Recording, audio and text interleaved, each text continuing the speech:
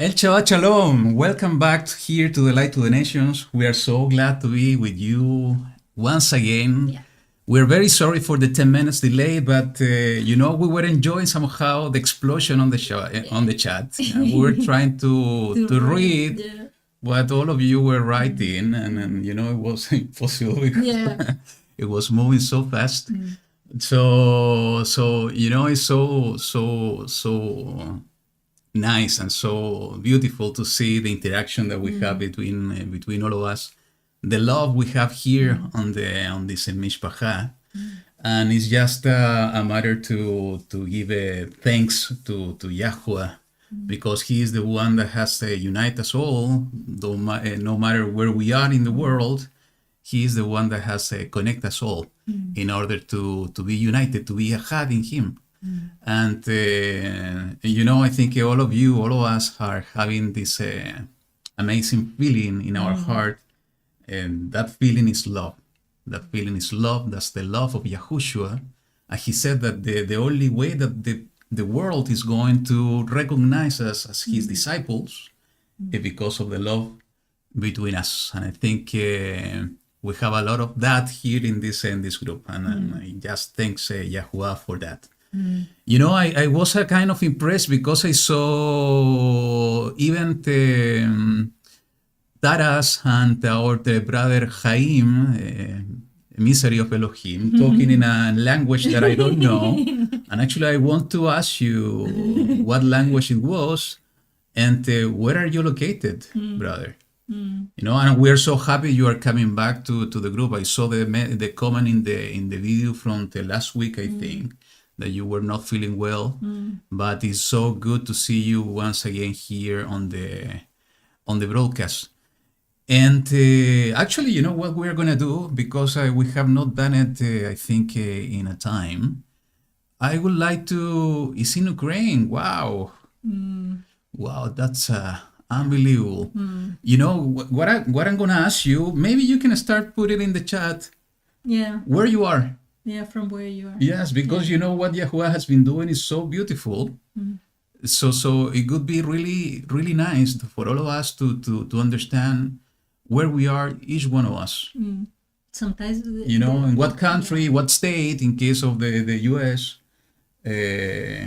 So yes, we can understand where we are. You are in Kiev, Ukraine. Our prayers are with you, brother.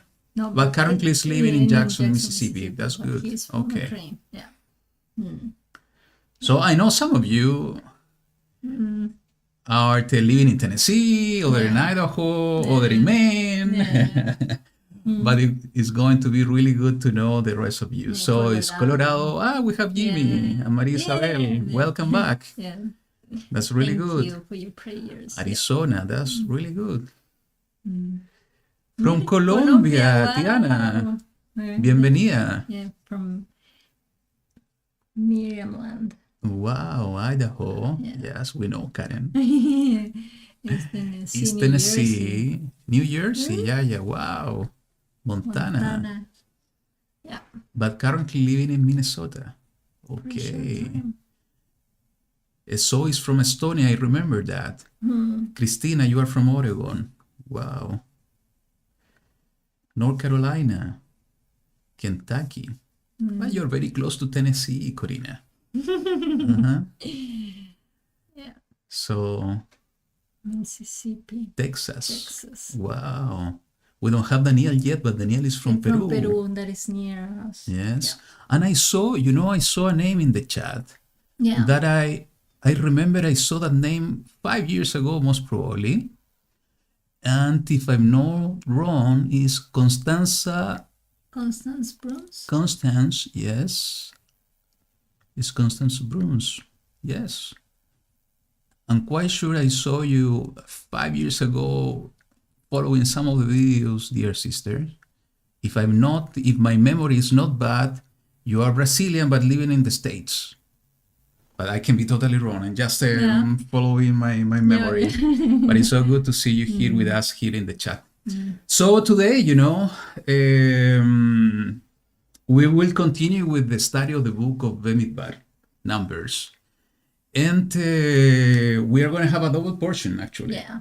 We're going to... It's long with a lot of details. It's Yeah. very long. Yeah. My memory is good, Constance. Welcome back, dear sister. Yeah. It's good to have you here. Yeah. So I don't know. We need to respect the time as well. Yeah. But I don't know. We're going to be able to cover all the portion because it's coming from the chapter 19 to the chapter 25. Yeah. Just few verses of the chapter 25. But yeah, we have somebody from Chile. That's good. Yeah, welcome back, Virginia. So we will try to go into some of the insights that we were checking yesterday. We were reading part of the portion, but as always, we are going to let the Ruach guide us in this study. And as I always do in every broadcast, I will invite you to share your comments. We are here not for us to teach you. We are not teachers. We have only one teacher. That's the Messiah, Mashiach. So we are here in order to grow together, in order to learn together.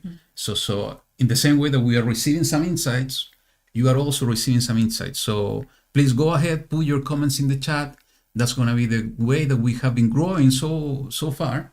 And it's the way that we are going to be growing ahead, in the time ahead, as a family, as a body of Mashiach, all together. But before starting with the study, something that has been in my heart, and yesterday we had the opportunity to join a beautiful group of people that we were meeting face to face through a Zoom call. And thank you, Karen, for facilitating this. And I think there is a recurrent topic that is going on in these days, and is related to what's going on in the world, the events that we see happening, the distress that are coming to our lives. And, we need to be so attentive of what's happening in these days. And there are a few things that I want to highlight.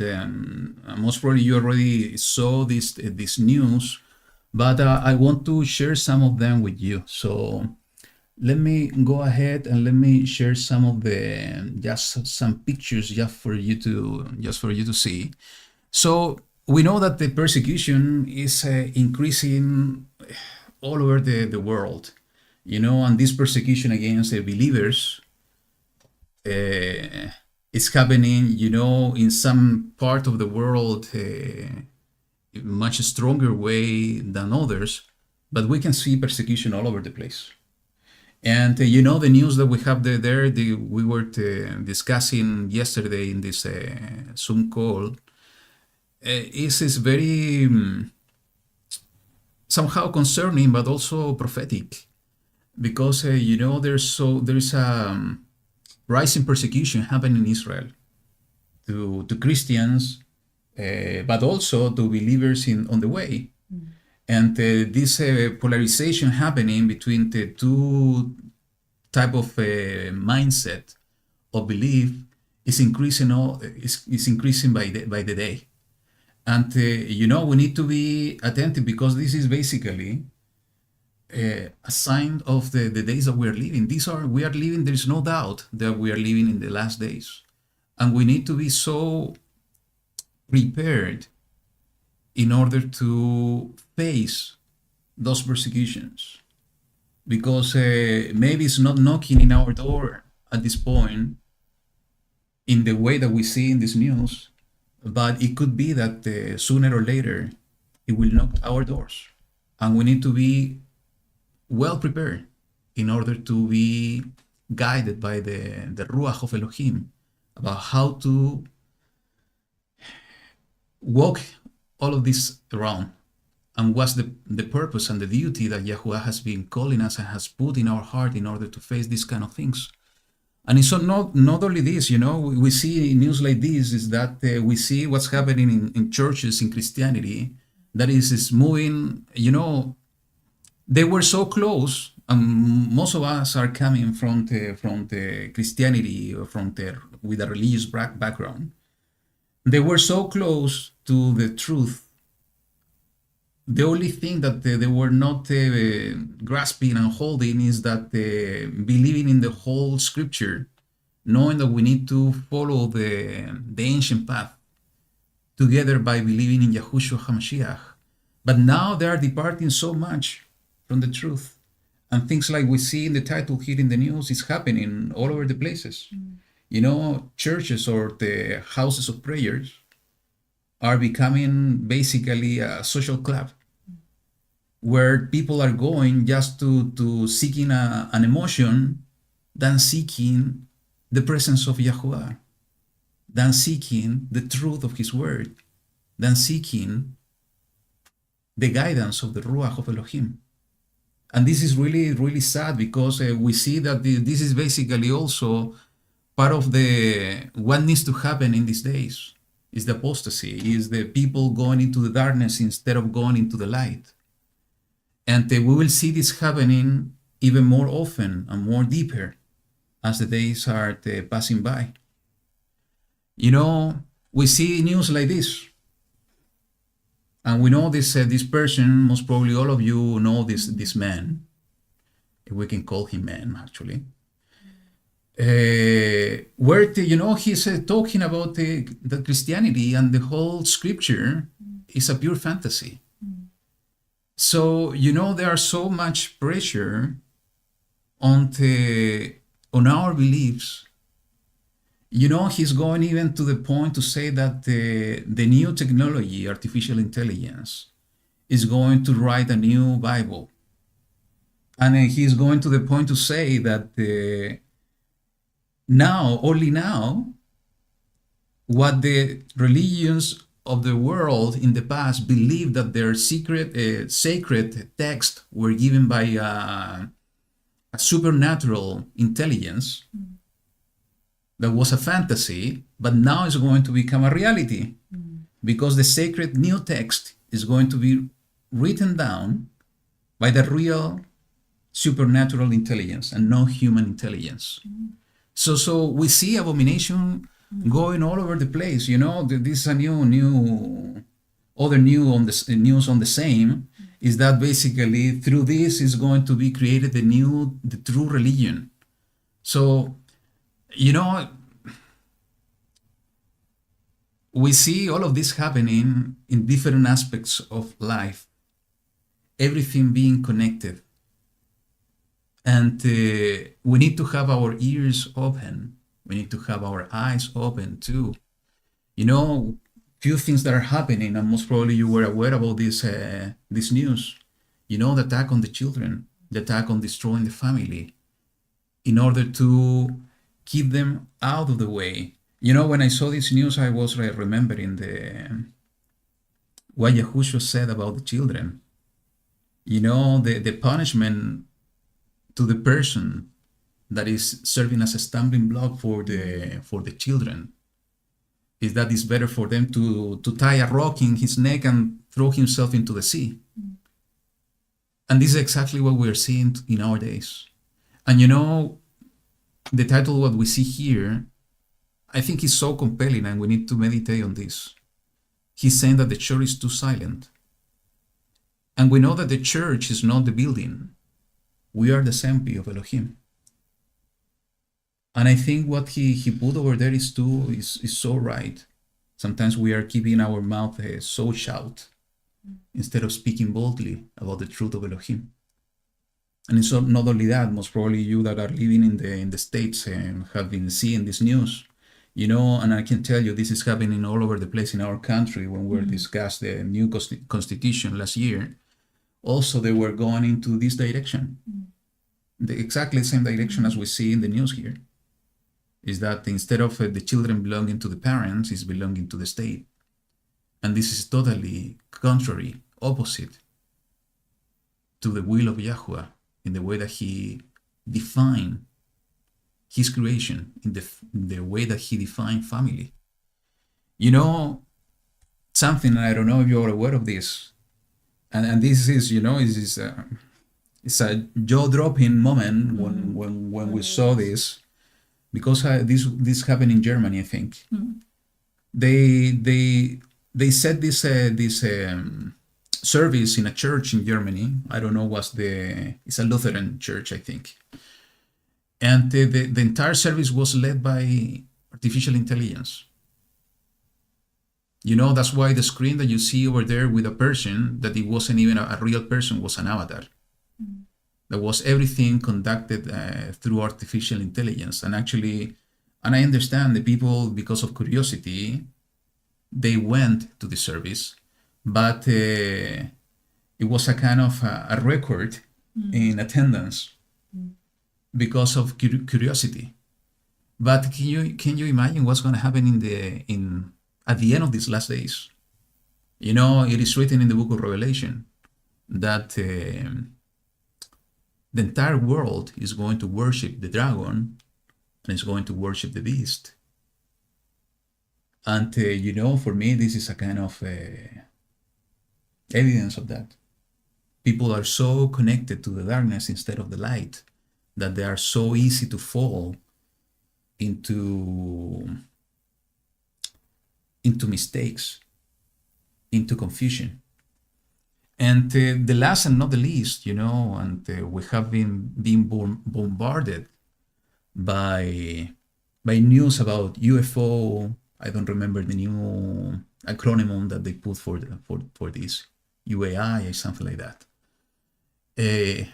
In all the news, and actually I found this video from a brother in his channel, and this is something that I spoke about a few years ago, and I have no doubt, because we see the evidences in the scripture, that what you see in the screen is exactly what's going to happen. And they are preparing society, they are preparing the people for this. So, why I'm sharing all of this with you? I think first we need to be so prepared to the days ahead. But preparation means not only physical preparation. I think the most important preparation is our spiritual preparation.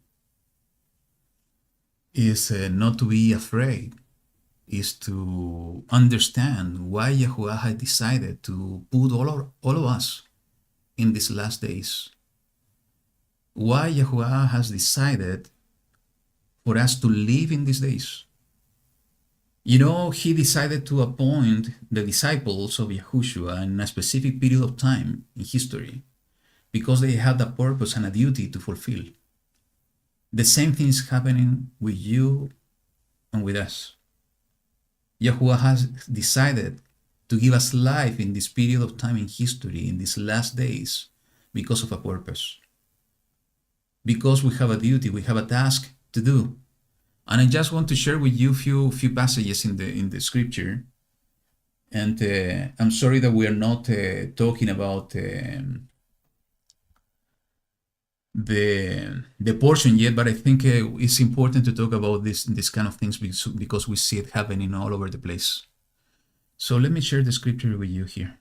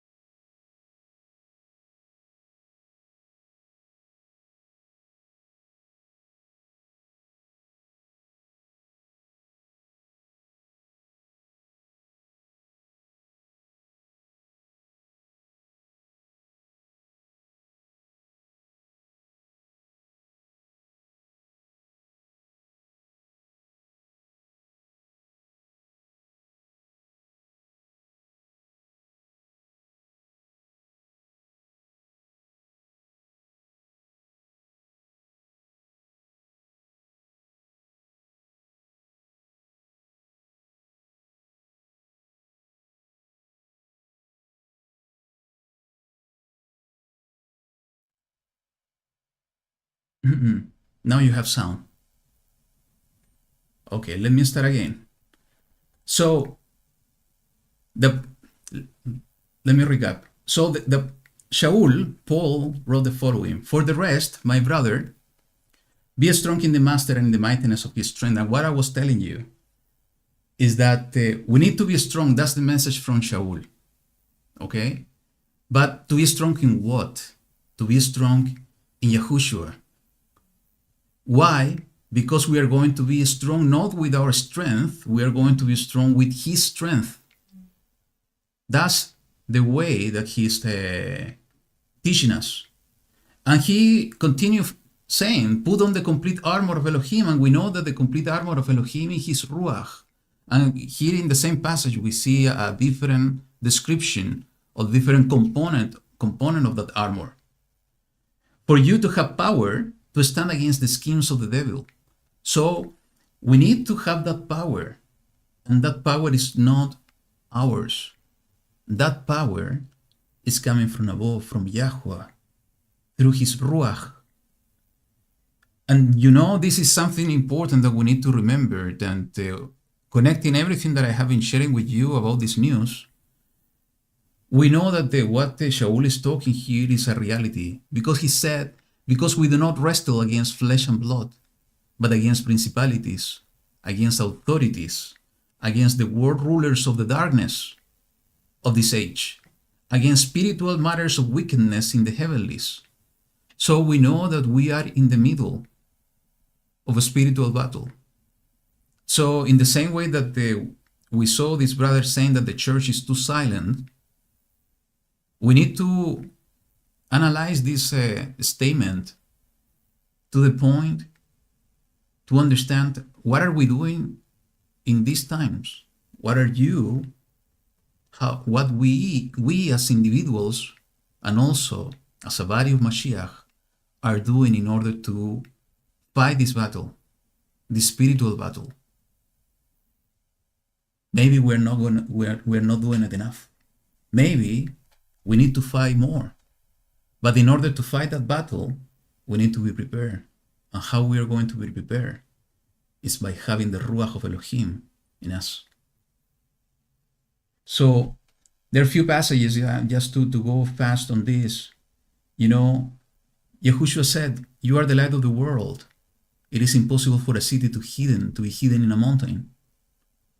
Nor do they light a lamp and put it under a basket, but on a lampstand, and it shines to all those in the house. And the master said, let your light so shine before men, so that they see your good works and praise your Father who is in the heavens. So we have a responsibility in these times that we see darkness covering the surface of the world. We have a responsibility to shine the light of Mashiach. We have a responsibility not to hide that light, is to bring that light into the darkness. Because what YaHuWaH said, he said the following, and the light shines in the darkness, and the darkness has not overcome it. So we have something to do. And we don't need to jump into the pool right away without praying and without fasting and without getting directions and guidance from YaHuWaH.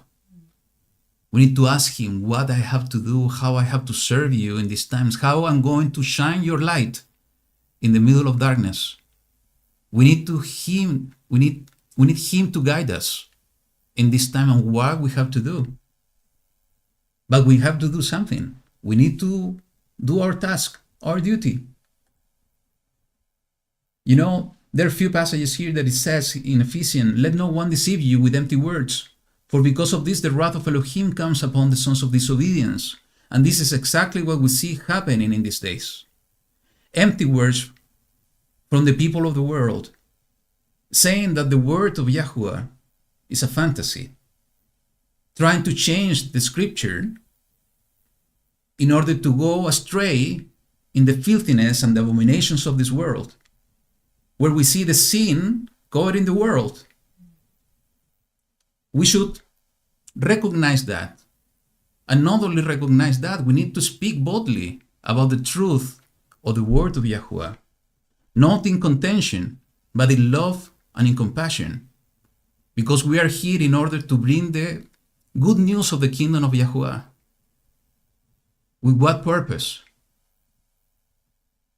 With the idea and the objective to save as many as we can. And we are not the ones saving. We are just an instrument for the salvation that is coming from Yahushua HaMashiach. You know, it says, for you were once darkness. We were in the same group. We were blind as well. But now you are light in the Mashiach, in the Master. Walk as children of light. Shine in that light. For the fruit of the Ruach, and we were talking about this last night, for the fruit of the Ruach is in all goodness and righteousness and truth, proving what is well-pleasing to the Master, and have no fellowship with the fruitless works of darkness. And listen to this, but rather convict them. For it is a shame even to speak of what is done by them in secret. But all matters being convicted are manifested by the light. For whatever is manifested is light. So how we are going to convict the people? And we are not the one convicting people. Who is the one convicting the people? Is the Ruach of Elohim. Is the Ruach of Elohim is going to remind us of the word of Mashiach. Is the Ruach of Elohim who is going to guide everyone in righteousness. And is the Ruach of Elohim who is going to convict the people of their sins. But the Ruach is not going to act if we don't talk. The Ruach is not going to act if we don't do our task and our duty to bring the good news of the kingdom. So I think it's time for us to wake up and to do what we have to do. In prayers and fasting and asking for guidance of the Ruach. You know, and this is something so beautiful because it said, that is why he says, wake up you who sleep and arise from the dead, and Mashiach shall shine on you. This is exactly what we have to do. We are going to talk about the good news. And through our talking of the good news, and through our service to Yahushua, he is going to sound this statement in the hearts of the people, calling them to wake up from their sleep in order to receive the salvation and the light of YaHuWaH. Few things just to finish here. You know, it says in Corinthians, and indeed in our good news, if our good news has been veiled, it has been veiled in those who are perishing, in whom the mighty one of this age has blinded the minds of the unbelieving. And this is exactly what we see happening in these times. They are mocking the word of YaHuWaH. They are mocking the belief because they are blinded in their minds by the mighty one of this age, by Shaddam, by the evil spirits, by the spirit of the Nephilim, so that the lightning of the good news of the stain of Mashiach, who is the likeness of Elohim, does not shine on them. For we do not proclaim ourselves but Messiah Yahushua, the Master, and ourselves your servants for the sake of Yahushua. For Elohim who said, let light shine out of darkness, is the one who has shown in our hearts to the lightening of the knowledge of the stain of Elohim in the face of Yahushua Messiah. And listen to this, and that's why we see persecution arising, and we need to be prepared for that. All of them were facing, during that period of time, persecution, but let's listen to the words. And we have this treasury in earthen vessels, so that the excellence of the power might be of Elohim, and not of us, being hard pressed on every side, but not crushed, being perplexed, but not in despair, being persecuted, but not forsaken, being thrown down, but not destroyed, always bearing about in the body the dying of the Master Yahushua, that the life of Yahushua might also be manifested on the body.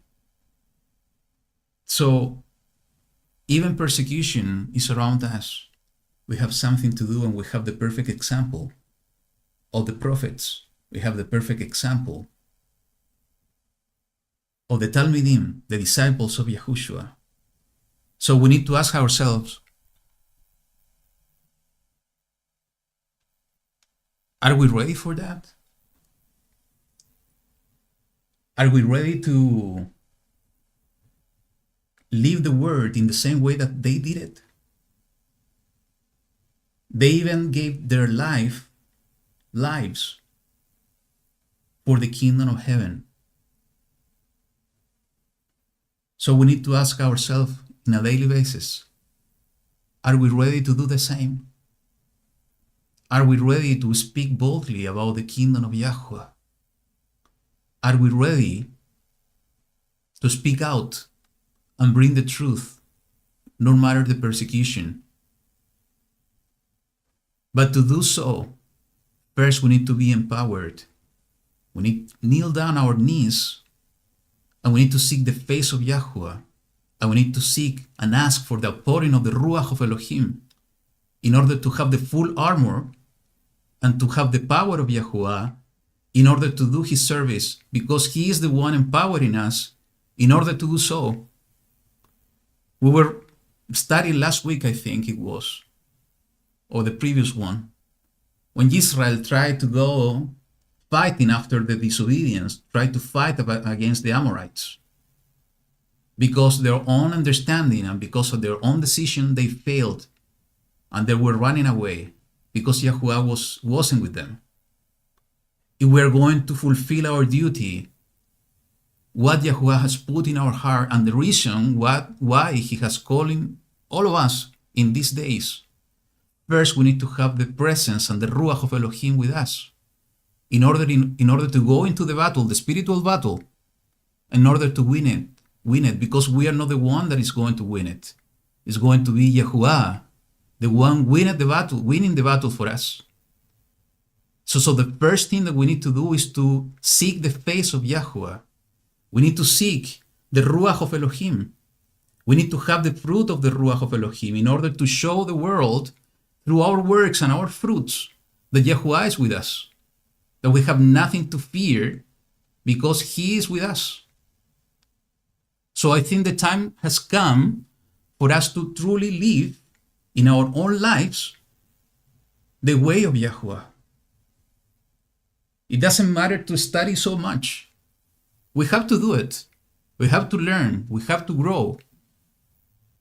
But we have to do something else. And we cannot keep silence. So the last thing, and I finish with this,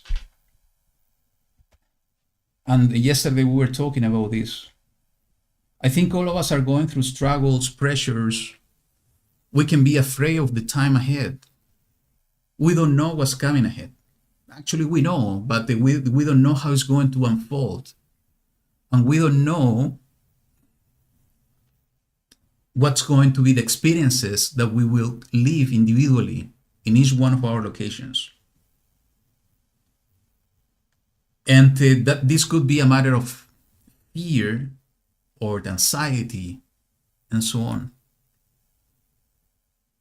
And I think that's the main difference that we need as part of seeking the face of YaHuWaH, is that if we let this go and we let YaHuWaH live in us through the life of Yahushua HaMashiach in us, we have nothing to fear because He is the one that is going to sustain us. He is the one that has provided to us to all our needs so far. So why we need to fear? We don't need to fear anything because we are with Him and He is with us. But that's going to be a reality only if we are close to Him. That's why we need to get closer to YaHuWaH in prayer and fasting, in worshiping Him, studying His Word. But not only that, we need also to stand up. We need to go into the world following the message and the words of Mashiach and to bring the good news and the light of the kingdom of YaHuWaH into the darkness of the world. You know, there is a beautiful passage in the book of the Tehillim, and I'm going to play the video because we were recording, if you remember, some of the chapters of Tehillim. I think this is totally applicable to us in these days. And I want you to meditate on those words, because this is the way that we need to feel in this time. This is the way that we need to understand in these times. In the same way that David was writing these words, this should be our prayer. This should be our understanding in our hearts. So let me play this for you.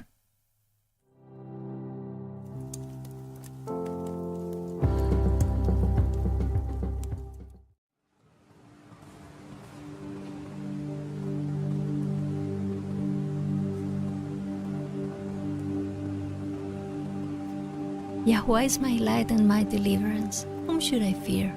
YaHuWaH is the refuge of my life. Whom should I dread?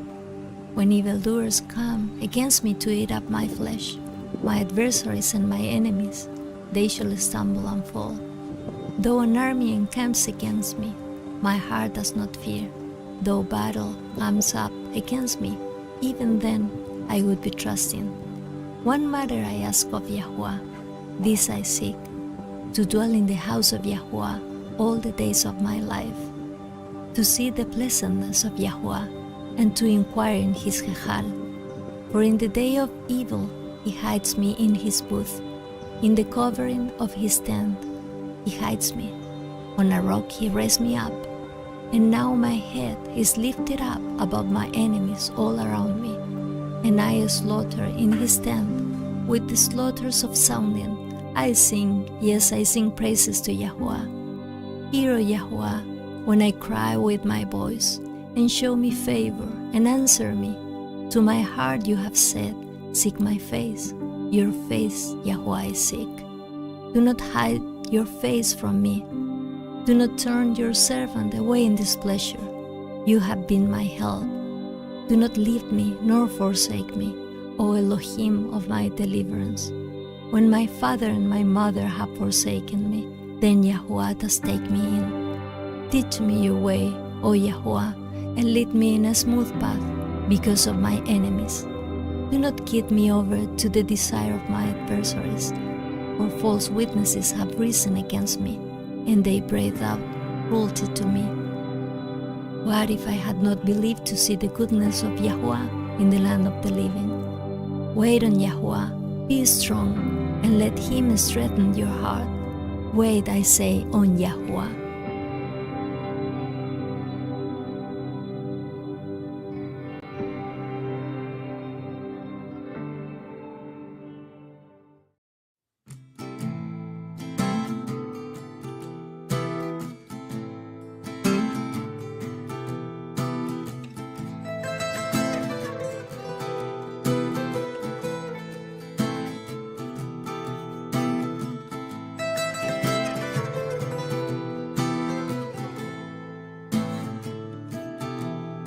אדוני, אלי תמין שאול נפשי, חייתני מירדי בו.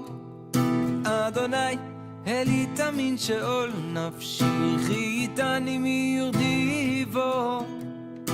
זמרו לאדוני חסידיו, זמרו והודו לזכר קודשו, כי רגע באפו חיים ברצונו.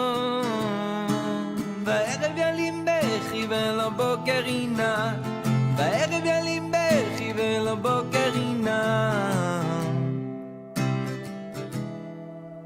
ואני אמרתי ושלווי, בא למות לעולם. ואני אמרתי ושלווי, בא למות לעולם. כי רגע באפו חיים ברצונו. בערב ילים בכי ולבוקר עינה, בערב ילים בכי ולבוקר עינה, בערב ילים בכי ולבוקר עינה.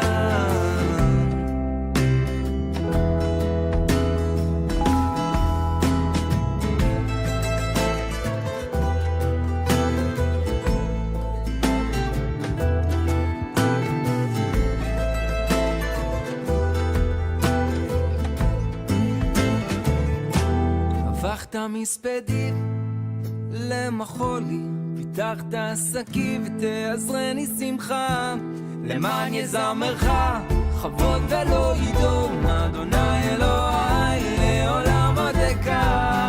הפכת מספדים למחולי, פיתחת עסקי ותעזרני שמחה, למען יזמרך כבוד ולא ידום, אדוני אלוהי לעולם עודקה.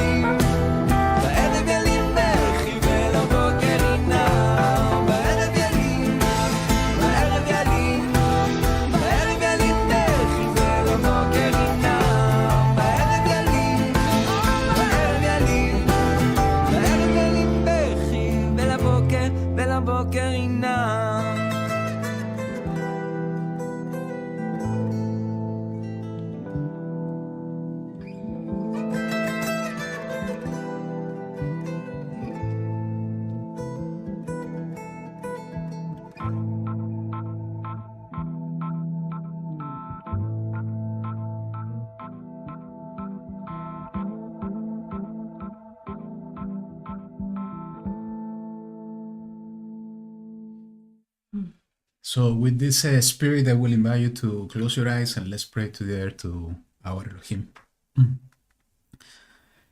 YaHuWaH Elohim, we want to give thanks to you once again for everything you do for us, mainly because you have taken us out of the darkness, out of the world, and you have bring us into your kingdom. You have opened the door for us through your Son, Yahushua HaMashiach, to be part of your people, Israel, and to be part of your covenant. We want to ask you, Abba, to forgive us for our mistakes, our sin, our faults. Forgive us because sometimes maybe we disobey you. And we ask you, Abba, that you can cleanse us through the blood of your Son, Yahushua, that he shed in the stake, in order to purify our hearts, our mind, our being. We want to present ourselves to you, Abba, with a pure heart, with a desire to serve you, with a desire of doing your will. And in these times is when we need you the most. We want to serve you with all the strength of our being in order to bring your message into this world. But in order to do so, we need of you. We need of your Ruach. We need you to guide us, to give us strength, and to send of your Ruach once again into our hearts, in order to act through your power and your mighty. We know that if we are in you, we have nothing to fear. And the only thing we want to do is to wait on you, but not waiting in a passive mode, is to wait on you in an active mode, serving you day by day, shining your light. This is what is in our heart. And our prayer to you in this moment is that you can give us of your love, of your power, that you can guide us with compassion, that you can give us the direction of what we need to do in order to serve you, that you can give us of your wisdom in order to learn of your truth and your word, so we are able to share that truth with the world. Abba, we thank you because you are the one guiding us here. Because you are the one with us here. And as Moshe said, Abba, we don't want to continue moving on if your presence is not with us.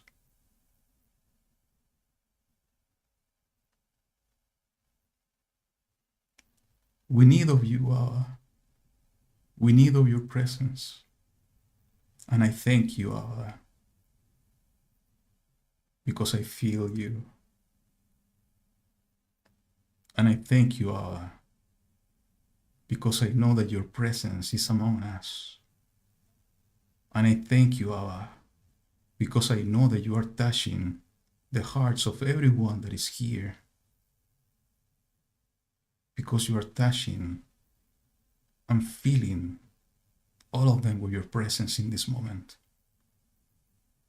Abba, guide us in everything we do here and everything that we are going to study. That everything we do it for you. That you are the one teaching us. Guide us in everything we do, Abba, in order to glorify your name. Because for you is all the kavod, all the honor, and all the strength. Abba, guide us in the study that we are going to do today. But most importantly, Abba, give us of your strength in order to endure until the end. Thank you, Abba, for listening to our voices. And we offer this prayer to you, Abba, as an ascending offering to you. Receive it, Abba, as a good fragrance in your throne. We do it with all our heart, and we do it in the mighty name of your Son, YaHuWaH HaMashiach. Amen. Okay, so just now we're ready to... Yeah. I need to deliver something. So now we are ready to start this long portion that we will see how we're gonna do it. Okay? So let's start with the Parsha in 60 seconds. We have two Parshas, so here we go. Shalom and welcome to Parsha in 60 seconds. Today's portion is from Numbers 19:1-22:1. It is called Chukkat, which means decree. God instructs a ritual law and sacrifice of the red heifer to create water of lustration. The cow was to be burned in its entirety and ashes were to be used in the creation of the water of lustration. Touching the corpse of any human being was unclean. After 7 days, a person could become clean again. The cow water was used for cleansing. Failing to cleanse resulted in being kicked out. Miriam kicked the bucket and was buried. The people were thirsty and complained. God shows up and tells Moses to speak to the rock for water. Moses in anger yells, "Listen, you rebels, shall we get water for you out of this rock?" Moses nunchucks the rock twice and water comes out. Because he fails to obey God's instruction, Moses and Aaron cannot enter the promised land. Aaron goes up on a mountain and dies, and everyone cries for 30 days. The king of Arad picks a fight and loses. The people complain, and God lets loose serpents that kill many of the Israelites. People repent, and Moses sets up a serpent on a stick that heals people when they look at it. The Amorites won't let Israel pass, pick a fight, and get destroyed. King Og fights and loses as well. Israelites cross the Jordan from Jericho, and that is Chukkat in 60 seconds. Shalom and welcome to Parsha in 60 seconds. Today's portion is from Numbers 22:2-25:9. It is called Balak. Balak, king of Moab, contacts the prophet Balaam to come and curse the Israelites. God comes to Balaam and says, "You must not curse that people, for they are blessed." Balaam says no to Balak. Balak raises the offer. Balaam refuses, but God allows Balaam to go with Balak's men. Balaam takes his donkey and departed, but God places an angel in his way. The donkey saw the angel and was scared stiff. Balaam beats the donkey 3 times. God allows the donkey to speak. "Ouch! Why are you hitting me?" Then God allows Balaam to see the angel. Balaam bowed down to the ground. The angel questions Balaam and sends him with the men, instructing him only to speak the word of God. Balaam and Balak go to Karath Huzoth. In the morning they went up a mountain overlooking the Israelites. They built 7 altars, killed some bulls and rams. Then Balaam went off alone. God appears and tells Balaam he cannot curse what has been blessed. Balak tries a second mountain and still no curse. Balak then tries a third mountain and Balaam ends up blessing the Israelites. Balak fires Balaam for incompetence and Balaam goes home. Meanwhile, the Israelites partied with the Moabite women, worshipping their god Baal Peor. Enraging God tells Moses to impale the ringleaders. Phinehas, son of Eleazar, spears one of the couples who were in a tent. 24,000 die as a result of their actions. And that is Balak in 60 seconds. Okay, so they were going to a nightclub, I think, based on this portion, 60 seconds, and it's so funny. Yeah, you know, I saw in the Parsha something funny, but it reminded me of other thing that I wanted to mention as well. It was a letter saying "Message of God," Okay. In the video. And you remember we discussed about this with all this AI, artificial intelligence, people that is going to fall in the deception. They're gonna believe that they're gonna, in order to talk to Elohim, they're gonna pick up their phones and they're gonna start chatting with their God in order to receive guidance and so on. And this is so weird what's happening. But we know that in order to receive the message of YaHuWaH, we need to pray to Him and we need to wait on Him. So let's move on. Let me share the scripture with you. We have it here. And let's start with this long double portion. So, who read first? You. You? Yeah. Me? Okay. So it says the following, and YaHuWaH spoke to Moshe and to Aaron, saying, this is the law of the Torah which YaHuWaH has commanded, saying, speak to the children of Israel that they bring you a red heifer, a perfect one, in which there is no blemish, and on which a yoke has never come. And you shall give it to Eleazar the priest, and he shall bring it outside the camp, and shall slay it before him. And Eleazar the priest shall take some of its blood with his finger, and sprinkle some of its blood 7 times toward the front of the tent of appointment. And the heifer shall be burned before his eyes. He burns its hide, and its flesh, and its blood, and its dung. And the priest shall take cedar wood, and hyssop, and scarlet, and throw them into the midst of the fire burning the heifer. And the priest shall then wash his garments, and shall bathe his body in water, and afterward come into the camp. But the priest is unclean until evening, and he who is burning it washes his garments in water, and shall bathe his body in water, and is unclean until evening. And a clean man shall gather up the ashes of the heifer, and shall place them outside the camp, in a clean place, and they shall be kept for the congregation of the children of Israel for the water for uncleanness. It is for cleansing from sin. And he who gathers the ashes of the heifer shall wash his garments, and is unclean until evening. And it shall be a law forever to the children of Israel, and to the stranger who sojourns in their midst. He who touches the dead of any human being is unclean for 7 days. He is to cleanse himself with the water on the 3rd day, and on the 7th day he is clean. But if he does not cleanse himself on the 3rd day, then on the 7th day he is not clean. Anyone who touches the dead of a human being and does not cleanse himself defiles the dwelling place of YaHuWaH, and that being shall be cut off from Israel. He is unclean, for the water for uncleanness was not sprinkled on him. His uncleanness is still upon him. This is the Torah when a man dies in a tent. All who comes into the tent and all who are in the tent are unclean for 7 days. And every open vessel which has not covered fastened on it is unclean. Anyone in the open field who touches someone slain by a sword, or who has died, or a bone of a man, or a burial site, is unclean for 7 days. And for the unclean being they shall take some of the ashes of the heifer, burnt for cleansing from sin, and running water shall be put on them in a vessel.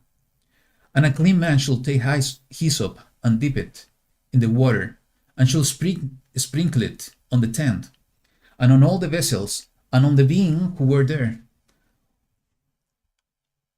or on the one who touched a bone, or the slain, or the dead, or a burial site.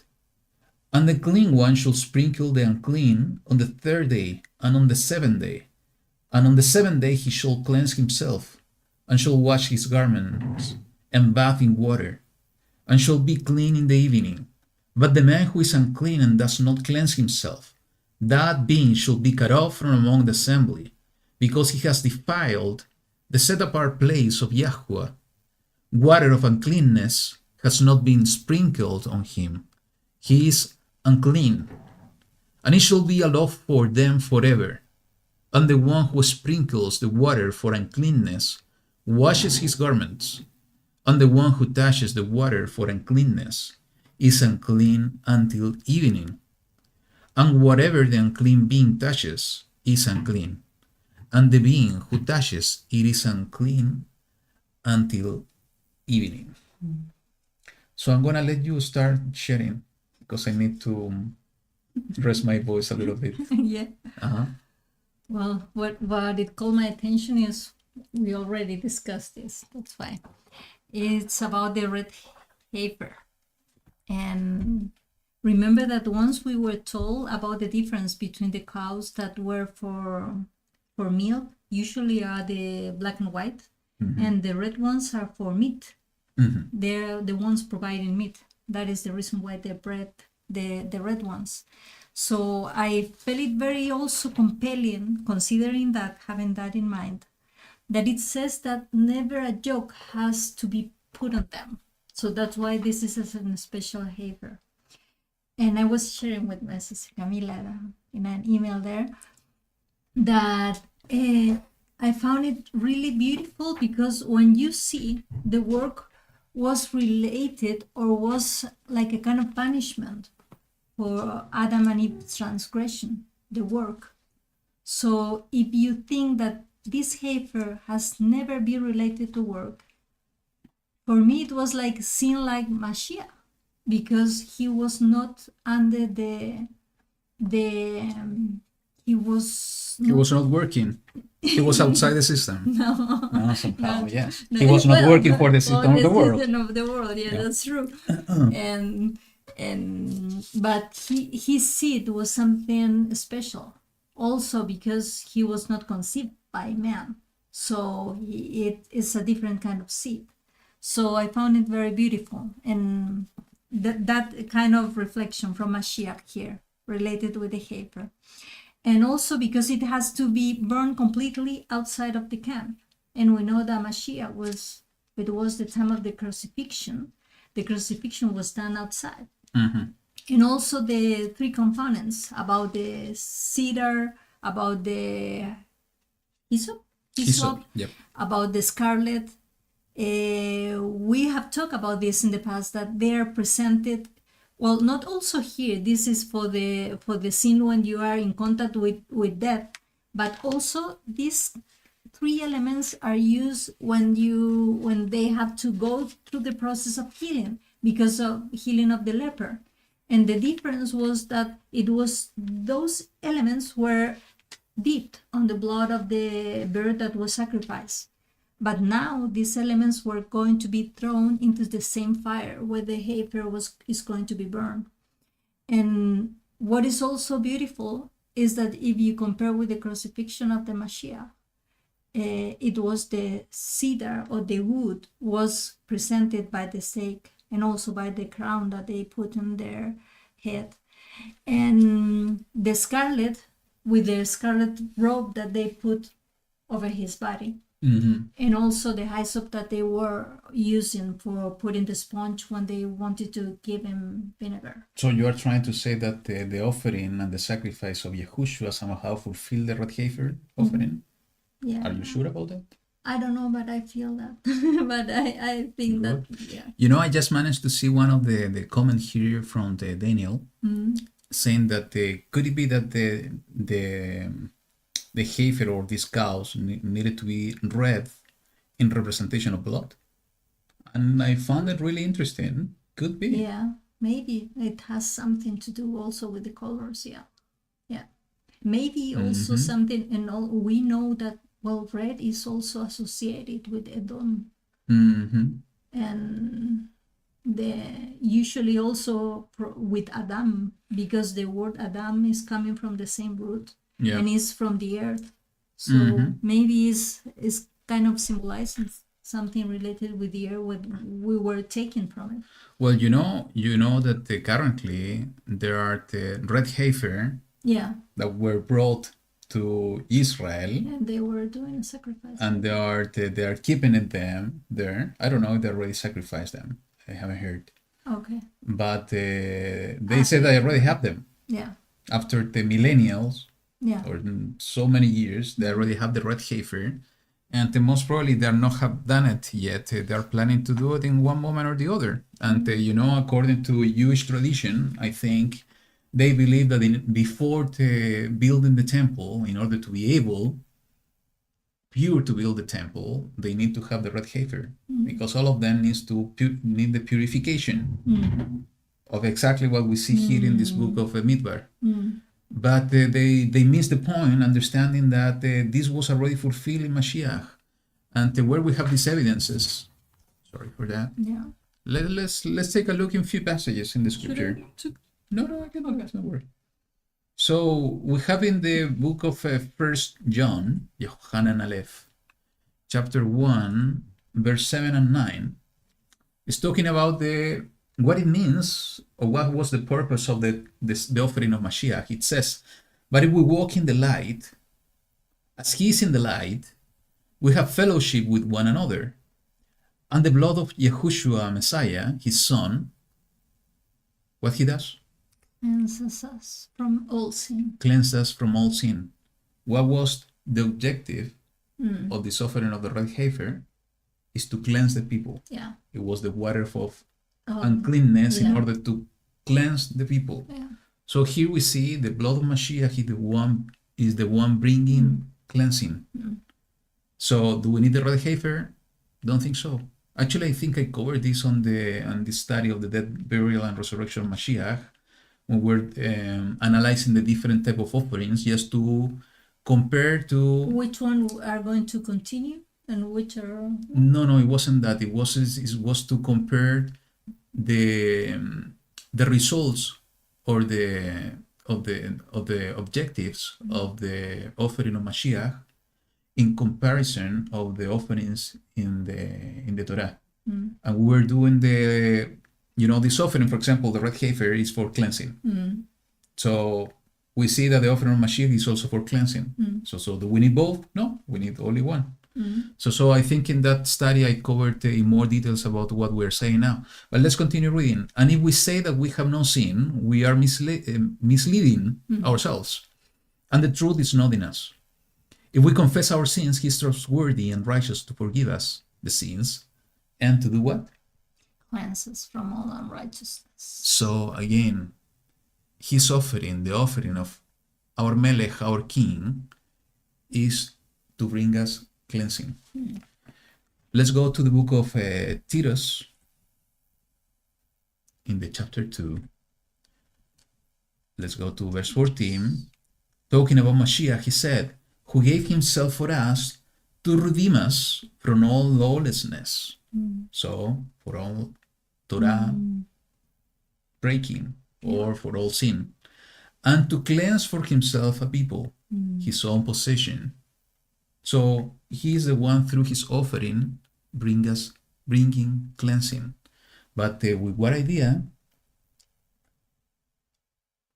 Ardent for good works. Yeah. It's repeated all over the place. Yeah. And the last one we have in the book of Hebrews, chapter 9. And it's in the verse 13 and 14. It says the following: "For if the blood of bulls and goats and the ashes of the heifer, sprinkling the defiled, set apart for the cleansing of the flesh, how much more shall the blood of the Messiah, who through the everlasting Ruach offered himself unblemished to Elohim, cleanse your conscience from dead works to serve the living Elohim?" So it's not only your feeling, it's backed up by the word of Elohim with 3 witnesses. Okay. So anything else you want to share? Let me go back. It called my attention that it says, I said to you that I was not going to share this, but it called my attention about why the cleansing process on the 3rd day and also on the 7th day. And? I don't know. Do you have an answer? Yeah. Yeah. I have this is from last year. I don't know if I shared this one, and I don't know if you're going to be able to see it. No, but you have some notes. No, this is timeline. No, this camera is not working now. Yeah. But it's like a timeline. Yeah, it's a kind of timeline. So if we put, I don't know, this is just a theory from my side, but I'm going to share it anyway. If we put a day as 1,000 years, so we put from day 1 to day 7, we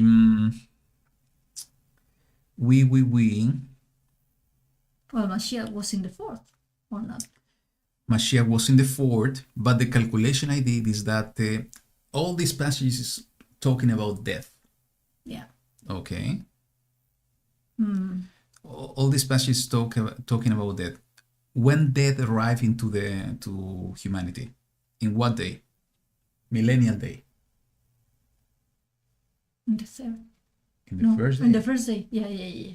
In the first day is the death of Adam. Yeah. And also there was another death. I The thought first it one. was a tricky question. Yeah, the first. Who was the first one dying? Adam. No. It was Cain. No, Abel. Yeah, you have some. Yeah, I need to change the words. Yeah. So it was Abel. I was going to say Abel, and I don't know what to say Cain. So the point is that if we start the counting of the uncleanness the day after. Okay, like it was moved. Yeah, the first day, that's why we need to. It's just to put it in a timeline. In the first row, top row, is the day, as in the scripture. So day 1 until day 7, on the plan of YaHuWaH, and in a second row is the day of uncleanness. But the day of uncleanness is starting in the second day. You see it here? Yeah. So the day 2 of the plan of YaHuWaH is going to be the day 1 of uncleanness. So okay? everything is kind of somehow is moved in one day, shift in one day. So what it means is that the 4th day that the 4th day of the plan is the 3rd day of uncleanness. Interesting. And in that day, if we calculate this in this way, is exactly when Yahushua died, bringing cleansing to the people. And with that cleansing, we are ready to, if we are not cleansing in the first, because it's 2 steps of cleansing. If we are not cleansing the first step, we are not going to be able to be cleansed in the second step. For the 7th. And what is the 7th day? We shifted in this way. It's going to be the 8th. It's going to be the 8th day. And it's exactly what we're talking it's the new last beginning. night. And the 8th day is the new beginning. And what's going to happen at the end of the 7th day? The 7,000 years is coming the judgment. Yeah. And this is the final cleansing. To for be the 8th day, ready for the new beginning. Enter into the 8th day. Yeah. So at least that's my theory, and I think somehow it could be right, but just sharing my insight. Yeah. Nice. And it's the 8th great day. It's exactly as we see also in Sukkot and so on. It is just to be cleansed, completely cleansed, in order to be ready and accepted for the new beginning. For the new week, for the new YaHuWaH, for the kingdom, for the restoration of all things. Coming back once again, to the very beginning. It's just completing the circle and starting all over again. But in this case, starting it right. Not falling down, not going astray, is to start right. And I cannot imagine what's going to be like if we, and I told this in the past, this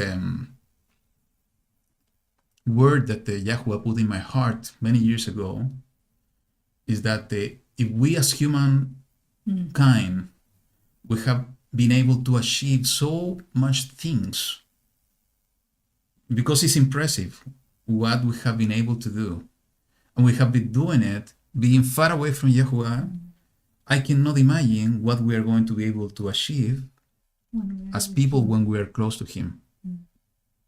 So, this world is just a sample of what are we able to do, but can you imagine what we are going to be able to do by being close with Him, close, with the right things, and by Him walking beside us, telling us, no, you don't need to to do this, to connect these cables in this way. You need to connect this cable in this way.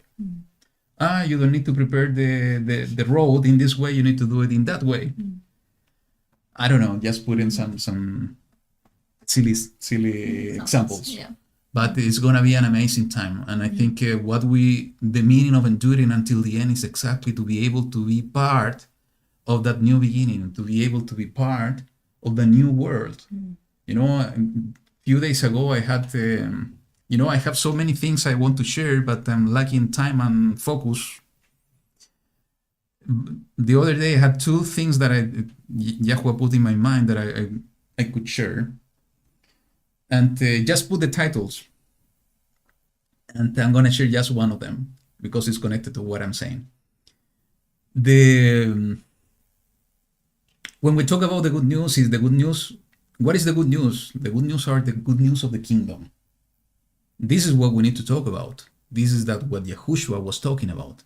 Is the kingdom of YaHuWaH. No more suffering. No more. Yes. Yeah. And the kingdom is not of this world. It's coming from above, but it's coming to the world. The kingdom is going to be established here on the earth. That's the desire. That was the desire from YaHuWaH from the very beginning. That's why he was walking in the Gan Eden with Adam and Hawa. So, today the world is talking about the new world order. So what YaHuWaH put in my mind is that what we need to talk about is about the real new world order. Not the fake one. The fake one. So it's the real new world order. This is exactly what we're going to start seeing when the kingdom is being established by the hand of Yahushua HaMashiach. But in reality, it's going to be fully operative and in full, not just a sample, it's going to be fully here on earth. Then the real new world order is going to be starting on the 8th day. And I want to be part of that real new world order. I don't want to be part of the fake one. I want to be part of the real one. And this is exactly what we need to bring the message to the people. They're all afraid and talking about the new world order, everything that's happening in order to put this global system and so on, because they're calling it a new world order. No, my friend, you need to be focused and seeking the real one. Because a new world order is coming. That's true. And we have to be ready to be authorized to enter in that one. And in order to be ready and accepted to enter the real one, not the fake, we need to be cleansed. And Yahushua did a marvelous work, and he did it right on time, if I write in my calculations, in order to cleanse his people. He brought the cleansing at the moment of his offering. And he is going to be the one cleansing on the evening of the 7th day, in order to be ready to enter into that real new world order. Sorry, I spoke even beyond to answer it, even beyond to your question. Nice. Okay. Anything else? No. You're right. Sure? What? I don't know. Well, now I want to share what I was thinking about. Okay. The same question. Why maybe on the 3rd and why on the 80th? And I was considering comparing that with our own lives, that usually we talk about a generation that is 70 years around. Some people live longer than that. And even though I'm sad that Gwen is not with us anymore, I'm happy that she has passed away peacefully and according to what I read. Yeah, sister that we have missed for we're missing Gwen as well, then just managed to see when and we were something playing. in my heart, like 2 or 1 month ago, told me, well, maybe she's not among us now, but she's resting now. And that's nice. And what I wanted to say, that in this period of time, usually, I don't know if anybody's specific case, but I think that most of the cases, and if we take the example of the parable of the prodigal son, he was lost for a time, and it was happened in my case. And around the 30 years, it was when YaHuWaH was approaching me and knocking my door, and it was this marvelous encounter. So maybe there is a time also in our lives that is like our 3rd day. And if we are cleansed during that period of time, and we are going to be cleansed before we leave this earth, that's meaning that we have to continue from the moment that we accept our Father, the calling of our Father. We have to continue in this cleansing, in this period of cleansing. So that's why I was thinking that is from that moment you receive the cleansing water, but then there is a whole process until you are going to leave this physical body here. That's it. And you found something that you want to share, because I hear you. You said, wow. Yeah, but I'm looking into... And that's it. And that's it. So I need to speak Yeah, now. you need to speak now. But you can try to... To dance here. maybe, yes, that just for me to read, please. Yeah. As Rob used to say, tapping dancing. You Tapping can tap dancing. dancing. Yeah, I have remembered. So let's talk about the water. And then this is what I found. Mm. So it's talking that basically the cleansing with the ashes needs to be in running water. Yeah. This is, do you remember how it's said in Hebrew? Running water or living water? Maybe Camila knows, or somebody in the chat knows. You know, I'm gonna put Like a test. I'm gonna put under test your Hebrew. So does anybody knows how the living water or running water Mine is being is said water. in Hebrew? Mine is water, but running water, no. Mhm. Mm-hmm.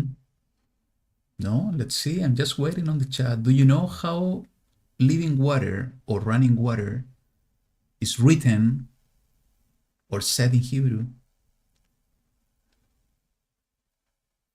I know that you were going to say it, my brother. For sure you knew. Yeah. It's Ma'im Chaim. You know, Yeah. because of your name. Chaim Chaim. is like water of life, something like Yes. This is water. Ma'im is Ma'im. water. that. Yeah, and Chaim Chaim is life, living. Living. Yeah. It's coming from life. Mm. Ma'im Chaim. Mm. So it's the Ma'im Chaim. So the Ma'im Chaim, the living water, we have two applications. Mm. And this is exactly what I found when we talk about the 7th day. Mm.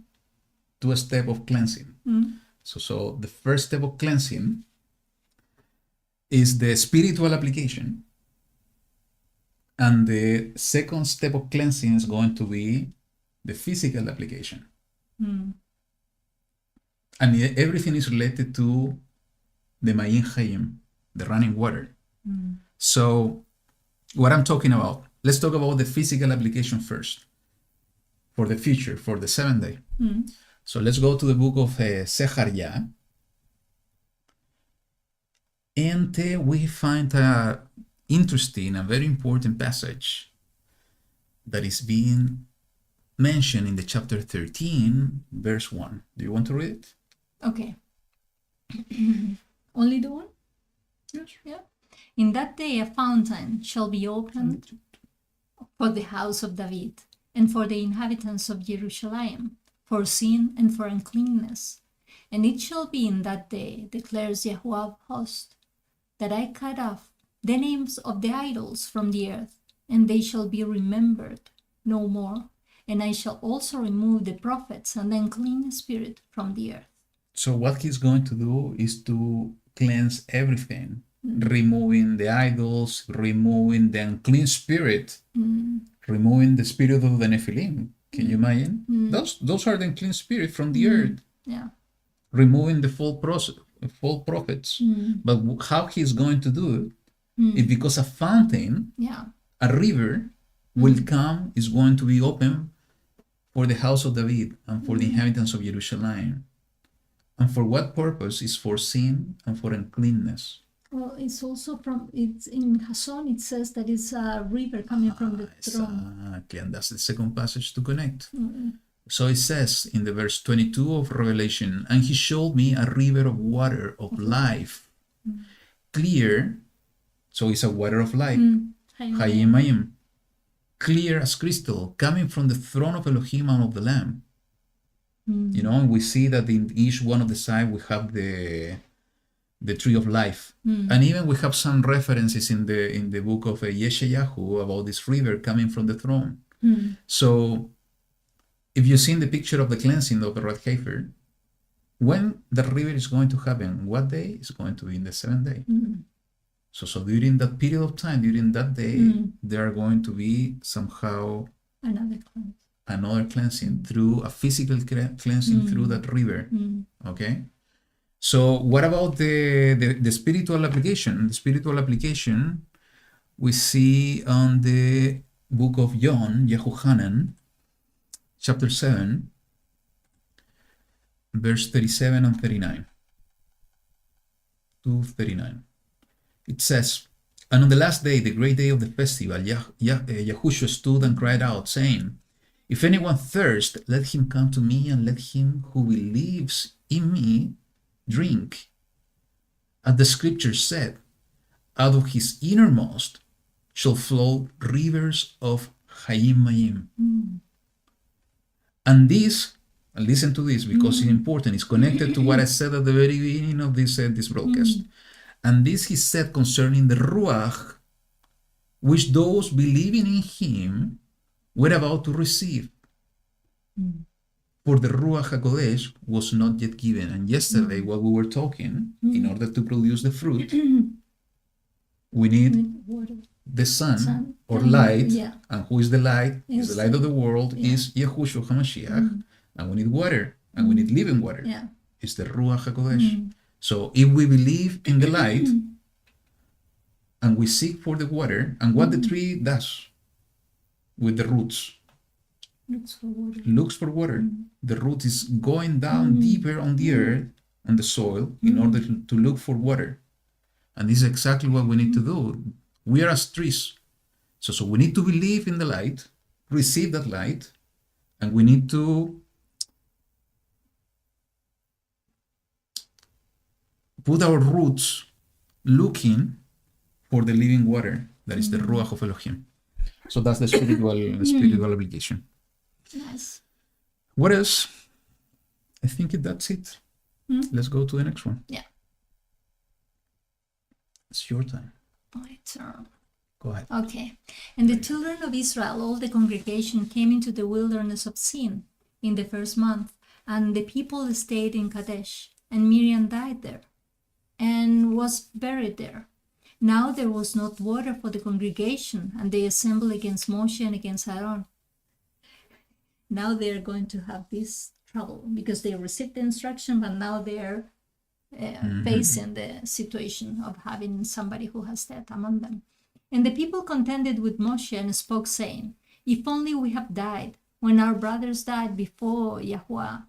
Why have you brought up the assembly of YaHuWaH into this wilderness, that we and our livestock should die here? And why have you brought us up out of Mizraim to bring us to this evil place? Not a place of grain or figs or vines or pomegranates, and there is no water to drink." Then Moshe and Aaron went from the presence of the assembly to the door of the tent of appointment, and they fell on their faces, and the steam of YaHuWaH appeared to them. And YaHuWaH spoke to Moshe, saying, Take the rod and assemble the congregation, you and your brother Aaron, and you shall speak to the rock before the eyes, and it shall give its water, and you shall bring water for them out of the rock, and give drink to the congregation and their livestock. And Moshe took the rod from before YaHuWaH as he commanded him. And Moshe and Aaron assembled the assembly before the rock. And he said to them, Hear now, you rebels. Shall we bring water for you out of this rock? Then Moshe lifted his hand and struck the rock twice with his rod. You should dramatize this part, maybe. No, the one who hear you rebels. I hear you rebels. You rebels. Everybody's rebel. Yeah. Well, when we complain, we're rebels. Absolutely. Yeah. Then Moshe lifted his hand and struck the rock twice with his rod, and much water came out, and the congregation and the livestock drank. But YaHuWaH spoke to Moshe and to Aaron, because you did not believe me to set me apart in the eyes of the children of Israel. Therefore you do not bring this assembly into the land which I have given them. Wow, that's sad. These were the waters of Meribah, because the children of children contended with YaHuWaH, and he was set apart among them. And Moshe sent messengers from Kadesh to the sovereign of Edom. This is what your brother Israel said. You know all the hardship that has befallen us, that our fathers went down to Mizraim, that we dwell in Mizraim a long time, and the Mistreats did evil to us and our fathers. And we cried out to YaHuWaH, and he heard our voice and sent the messengers and brought us up out of Mizraim. And see, we are in Kadesh, a city on the edge of your border. Please let us pass over through your land. We shall not pass over through fields or vineyards, nor drink water from wells. We shall go along the sovereign's highway. We shall not turn aside, right or left, until we have passed over your border. But Edom said to him, You do not pass over through me, lest I come out against you with the sword. And the children of Israel said to him, We shall go by the highway, and if I or my livestock drink any of your water, then I shall pay for it. Let me only pass over on foot, without a word. But he said, You do not pass over. And Edom came out against them with many men and with a strong hand. So when Edom refused to let Israel pass over through his border, Israel turned away from him. And the children of Israel, all the company, departed from Kadesh and came to Mount Hor, that is mountain. And YaHuWaH spoke to Moshe and to Aaron in Mount Hor, near the border of the land of Edom, saying, Aaron is to be gathered to his people, for he has not entered the land which I have given to the children of Israel, because you rebelled. You rebelled. I think that is the kind of pronunciation, I'm not so sure. Against my mouth and at the water of Meribah. Take Aaron and Eleazar his son and bring them up to Mount Hor, and strip Aaron of his garments and put them on Eleazar his son. For Aaron is to be gathered to his people and die there. And Moshe did as YaHuWaH commanded, and they went up to Mount Hor before the eyes of all the congregation. And Moshe stripped Aaron of his garment and put them on Eleazar his son. And Aaron died there on the top of the mountain. And Moshe and Eleazar came down from the mountain. And when all the congregation saw that Aaron was dead, all the house of Israel wept for Aaron 30 days. And that's it. That's it. That's it. So let me mention something about the previous portion that caught my attention yesterday, and I forgot to mention. That is really interesting to see that YaHuWaH gave this instruction about the uncleanness of a dead body. No. Immediately after, he almost raised his hand in an oath, saying that this generation will die on the wilderness. So I don't know if because he's making a difference between people that are dying because of a punishment immediately, because he's bringing his wrath, with the people that is dying, as a natural way during his lifetime. It's a kind of dying for an accident or dying for natural reasons. But I don't know. I'm just speculating. But it's interesting because of what was going to happen. What we're reading is exactly is in the transition period between two generations. They had this punishment because of disobedience, that they were going to go back and to be wandering in the wilderness for 40 years.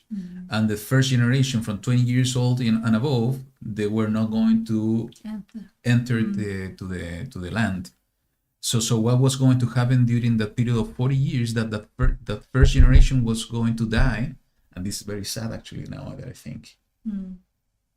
They were going to die in the wilderness. What is sad is that the custom we see in the scripture that when a person was dying, they were going to be buried with his family. You know, he's going to sleep with the family. But now in this But case, now all the word in the wilderness. In the wilderness. It's gonna be, you know, a kind of if I put myself thinking on the last resurrection, it's gonna be a huge impact somehow for those people that died in the wilderness to be resurrected in the wilderness. But that's not the point that I wanted to make. I'm deviating myself. But the point is that you know, they were going to start facing a lot of death in that transition period. So I don't know if this somehow reason that YaHuWaH was giving this instruction, this law, this Chukkat, it because somehow connected to that. Yeah, just for them to be ready for what is coming. Yes, it's connected to that. So regarding what you said, what I can mention is that it's interesting that in this case Moshe was commanded to talk to the rock in order to bring water, but he was so He was feeling hunger. he was he was up to hear. You know, how living with these people, and in this case, you know, something interesting happened. I think they were saying what it is. No, it's not here. But they started with the same speech, saying, "Why you have brought us here?" It was exactly the same thing that happened. It's the same spirit. But at least now they recognize themselves like the assembly of YaHuWaH. In the past, they even thought about them like that. Like they were not recognizing YaHuWaH. Remember the first time when he commanded to struck the rock. Now it was kind of different. But anyway, even after they saw what YaHuWaH did with Korah, with Datan, and with the rest, even when they saw what happened with the rods of Aaron and the rest, they had the same spirit of rebellion, of disobedience. They were living according to their side, and instead of living according to the Ruach. So that's why, you know, and even in this case, they knew that they were going to die. So that's why rebellion is something that we need to watch our hearts, because it could be hidden inside us, and we need to understand if it's something that is there, we need to take it out. But you know, something that I didn't tell you yesterday because I wanted to keep it for today, is that the punishment against Moshe, because he struck the rock instead of talking to the rock, was really severe. We can say that, you know, but why? He was serving so much, and why? Because he couldn't control himself and struck the rock. How many times we have done something similar? But how come he was not going to pass over because of this? And what I felt yesterday when we were reading this passage is that maybe YaHuWaH was making this decision not only because of the disobedience of Moshe, instead of speaking, that was striking, it's because of what was representing this. And what I'm talking about, if we go to the book of 1 Corinthians, Shaul is giving us some interesting insight in the chapter 10.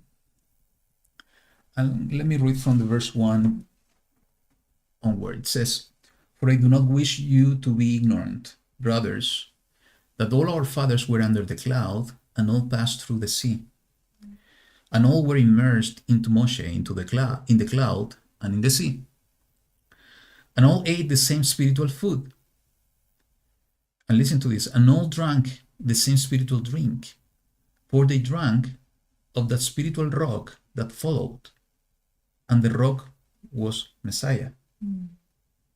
So the rock that was providing water, and we know that we have two rocks in the story in the Torah. I would say that he's referring to the rocks, the two of them, that those rocks were representing Messiah. So what Moshe did, it was a kind of representation of striking the Mashiach. And we know that is exactly what the house of Judah and the nations did. It was prophesied that was going to happen like that. So could it be, and this is just a thought that came to my heart yesterday, I'm not saying that this is a doctrine, just my thought that I'm sharing with you, that maybe that was also something that YaHuWaH saw.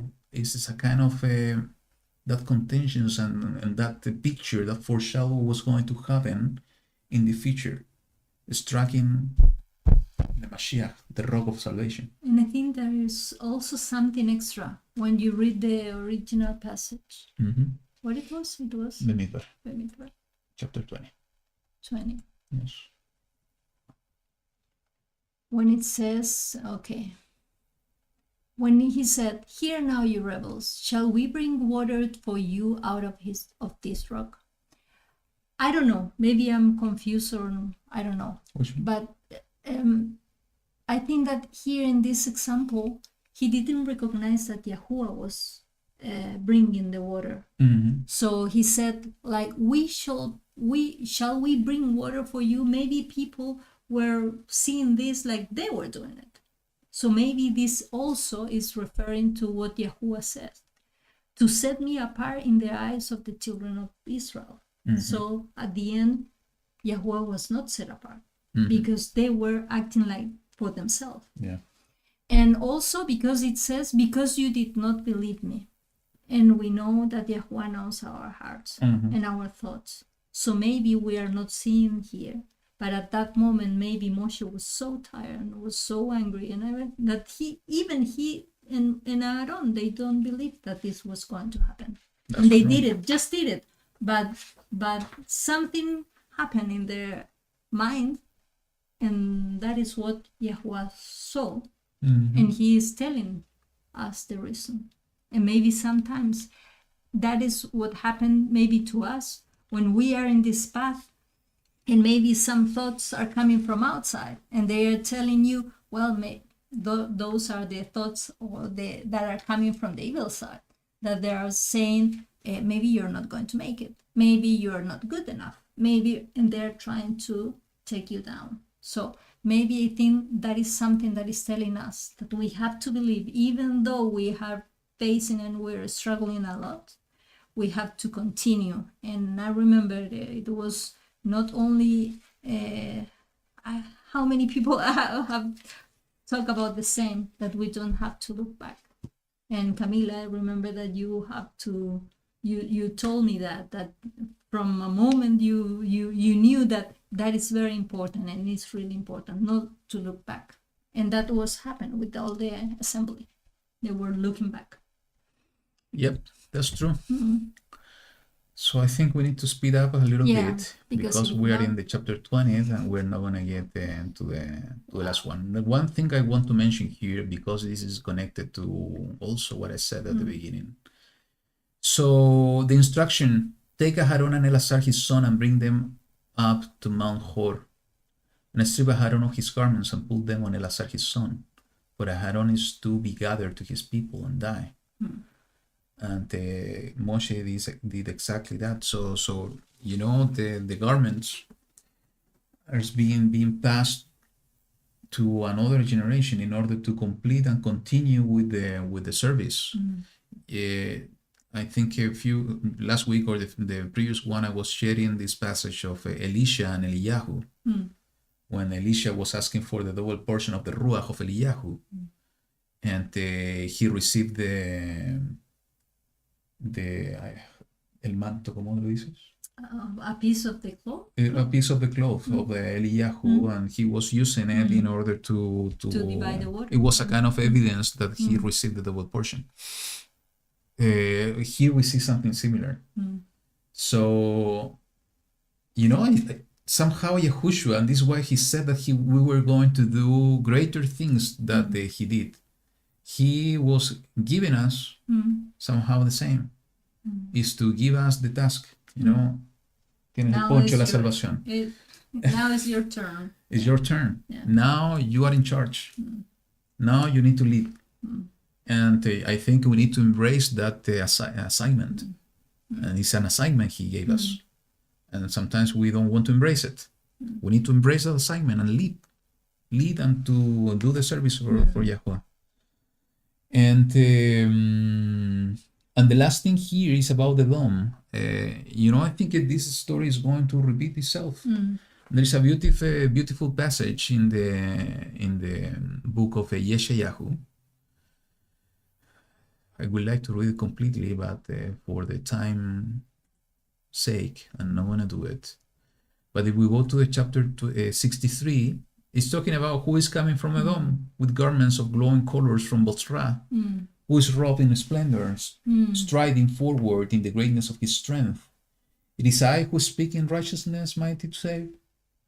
What is red on your raiment, and your garments like one who treads in the winepress? I have trodden the winepress alone, and from the peoples no one was with me. And I trod them down in my displeasure, and I trampled them in my wrath. Their blood is sprinkled upon my garments, and I have defiled all my raiment. For a day of vengeance is my heart, and the year of my redeem has come. It's talking about Mashiach. And I will invite you to read it completely here, because it's so beautiful. It's talking about us in these last days. It's talking about the remnant. It's talking about what should be our spirit, our mindset. And I'm going to read only this one. It says,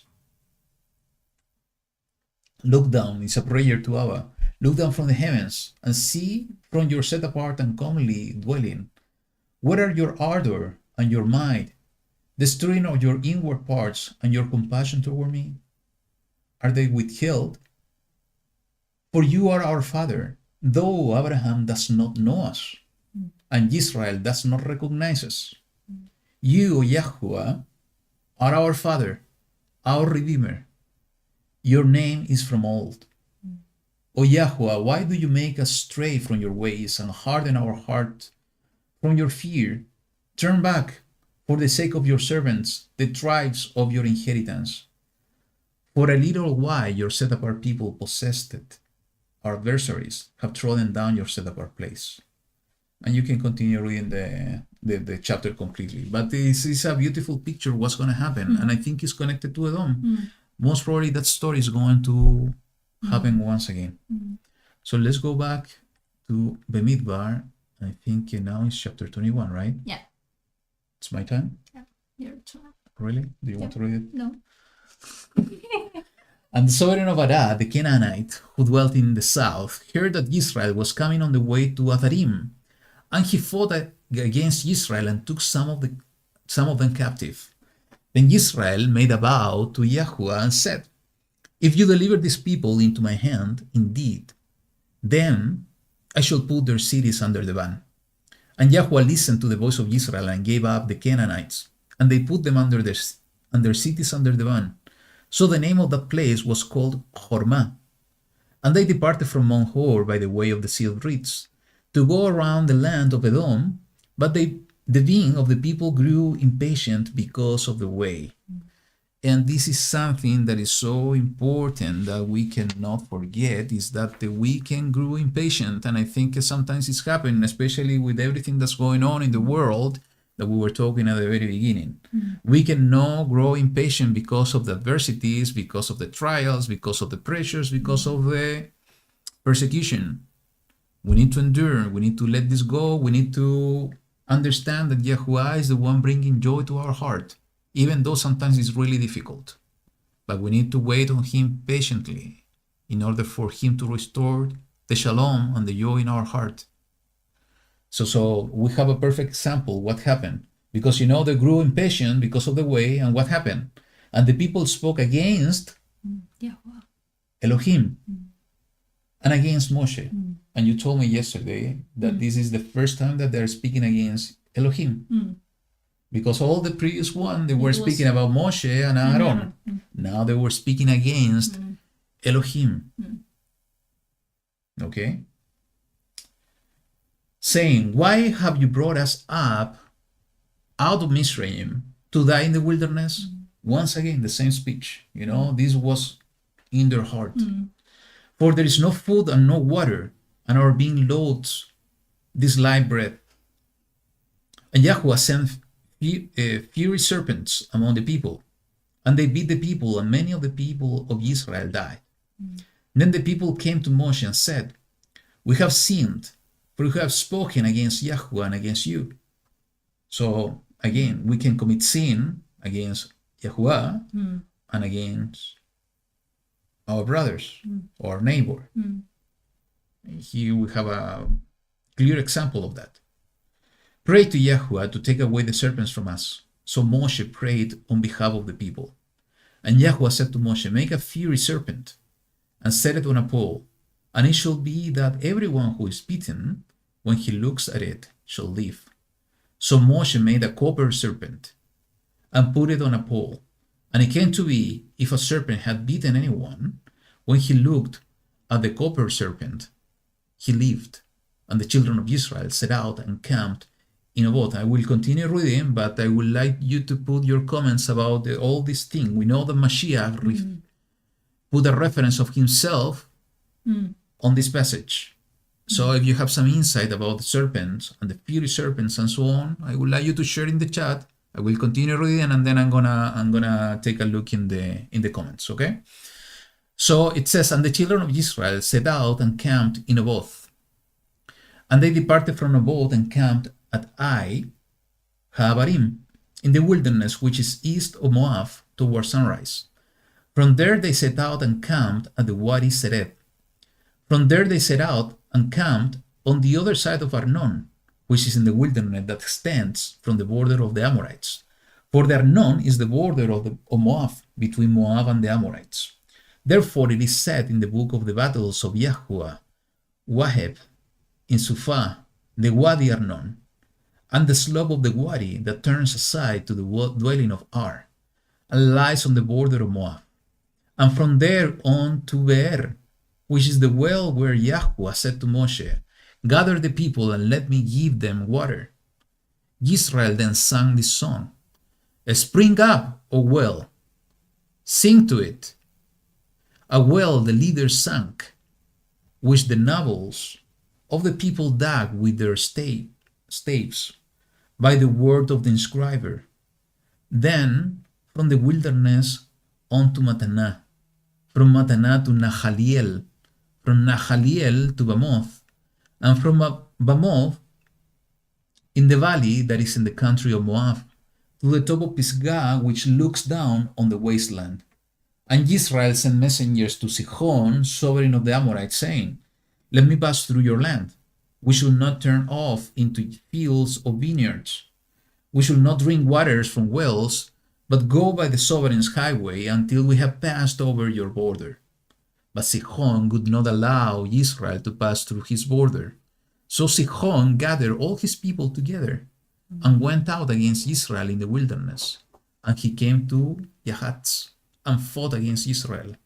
And Israel struck him with the edge of the sword and took possession of his land from the Arnon to Yabok, as far as the children of Ammon, for the border of the children of Ammon was strong. And Israel took all the cities, and Israel dwelt in all the cities of the Amorites, in Heshbon and in all its villages. For Heshbon was the city of Sihon, the sovereign of the Amorites, who had fought against the former sovereign of Moab, and had taken all his land from his hand as far as the Arnon. That is why those who speak in Proverbs say, come to Heshbon, let the city of Sihon be built and established. For fire went out from Heshbon, a flame from the city of Sihon.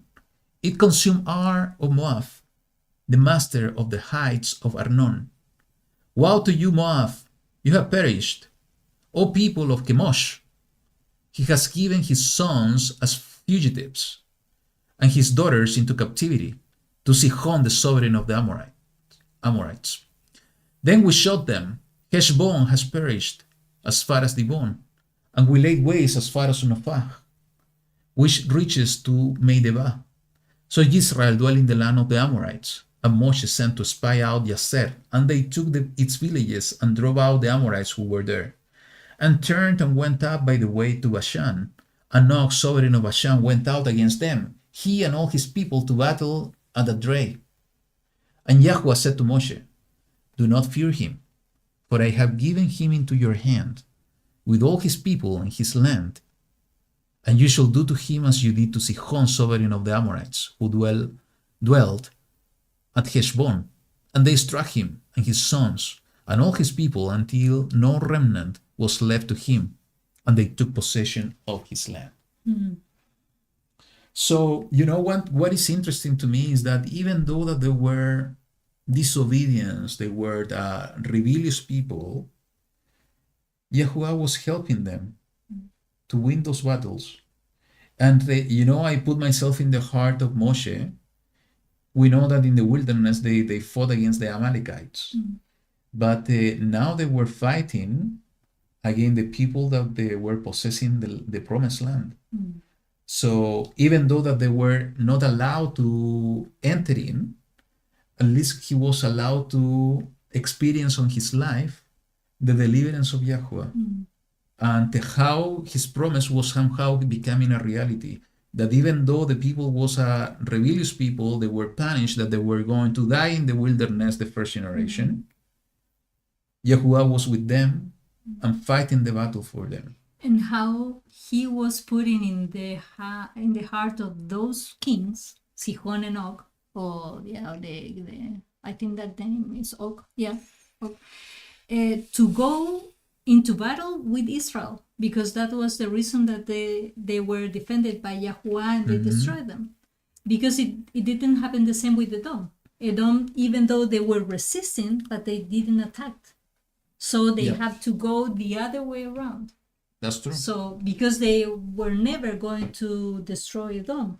Edom is a part of the places that are going to be there, but Og and Sihon, those cities, they have to be destroyed because they're coming from the cities that they need to be destroyed. They needed to, those were part of the 7 nations. Yeah. That they needed to remove from the land. Yeah. So it's a beautiful thought that even that YaHuWaH is faithful to his promises. The first generation were not going to pass to the land, but the second generation, they were going. And maybe a lot of the people who has to die was the one that died because of the serpents. If you think Could that, be, yeah. And maybe some people, I think that maybe some of them also died in this Yeah, that's a battles. good point. Yeah, so We haven't thought on that Yeah. in the past. yeah.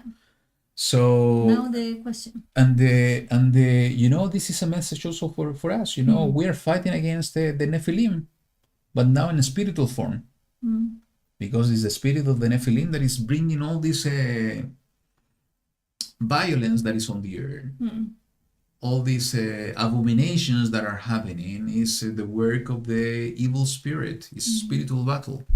But what YaHuWaH said to Moshe, do not fear him, for I have given him into your hand.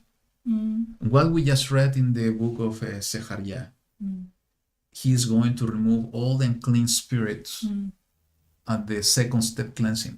And maybe that's why it's also needed that we can confront them, that we have to be there because we are instrument to remove them.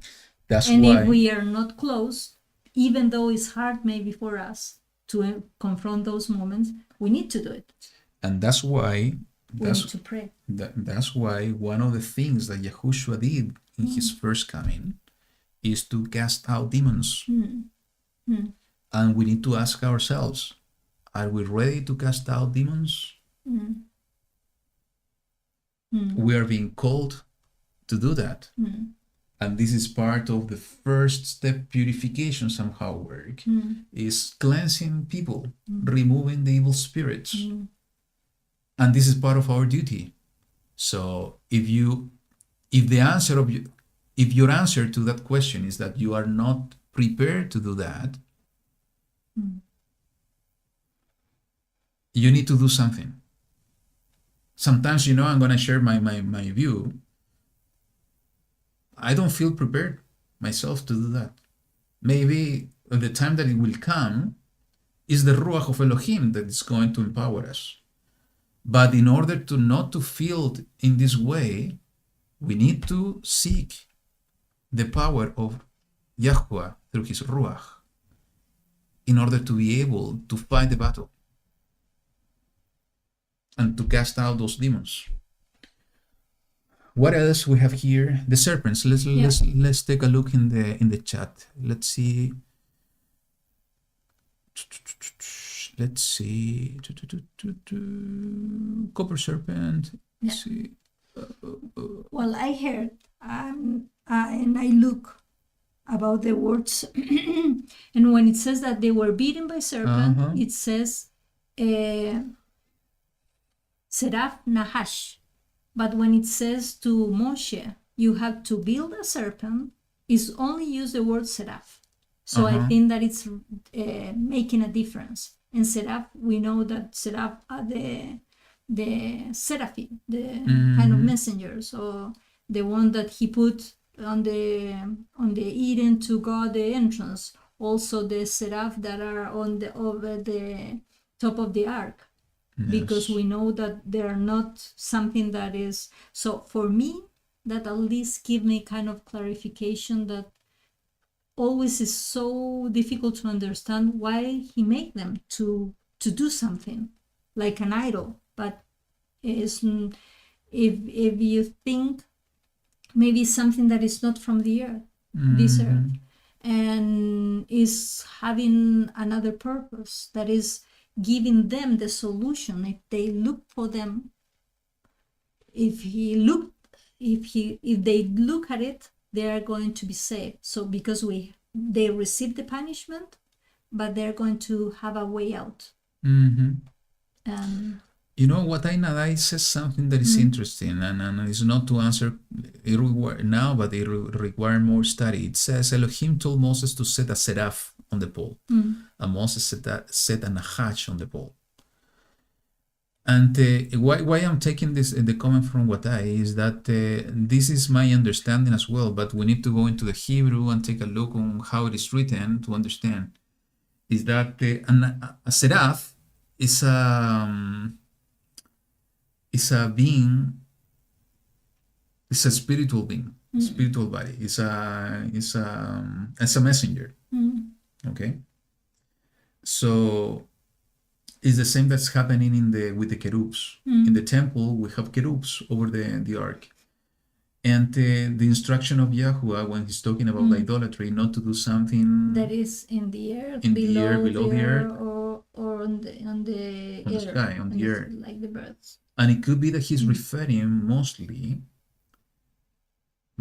just to understand and to connect with the why he allowed to do this on the Hechal, and also to allow Moshe to do this if he's exactly a seraph. When he's talking about the heavens, he's talking about the sky, what is on the earth, not what is in this realm, not in the realm of the kingdom in the heaven. So that could be one of the points on why that happened. And if we think in this way, it could be totally connected on why Mashiach was referring himself to that because he was coming from above. Yeah, he was not comparing himself to the Nahash. Correct. He was comparing to the seraph. So that's my understanding, but we need to go and study this more deeper and go to the Hebrew. Okay. One thing that I forgot to mention, and I'm gonna share it quickly, something that my dad shared with me, is that in the previous chapter when YaHuWaH commanded Moshe to bring water from the rock, what was the first thing that the YaHuWaH told Moshe to do? Take the rod. Take the rod. And it's interesting that most of the miracles that YaHuWaH did through Moshe and Aaron was with the rod. But my question is, this is the rod of Moshe, this is the rod of Aaron, because There are two things, but because let's not go into it. Okay. We will go into the rabbit trail. Yeah. But you're right. Sometimes it's talking about the rod of Aaron, sometimes talking about the rod of Moshe. But the point is that it's talking about the rod. A rod, yeah. Even when he separated the Red Sea, he said, take your rod and separate the sea. Yeah. So we have a counterfeit movement when we talk about magicians, warlock, and so on. They have the magic wand. And when we see this happening with the magicians on Mizraim, Egypt, they also have some rods. And they were doing some of the miracles as well when the rod became a serpent. Okay? So, but YaHuWaH has his own wand, if I can put it in this way, his own rod. So my dad told me a few weeks ago that he had a dream. And that dream he was seeing a lot of men, I think, in a kind of a queue. Yeah. And to each one of them, I think he was in the top of the row in the queue. And to each one of them, they were given a robe. But it was a metal one. Yeah. A robe. And it was a kind of I don't remember the rest of the dream, but your dad says that it was like 1 meter. Yeah, it wasn't one that it's bigger a bigger one. But for everyone was they were given a shorter one, is a meter, something like that. And we were discussing the other day is that I think that the dream has a lot of it has a huge importance. Because if we connect that rod with what YaHuWaH was doing through Moshe and Aaron, is that the rod is representing empowerment. The rod is representing the power of YaHuWaH. So I think we need to be prepared in order to receive that rod, but we need to seek for that.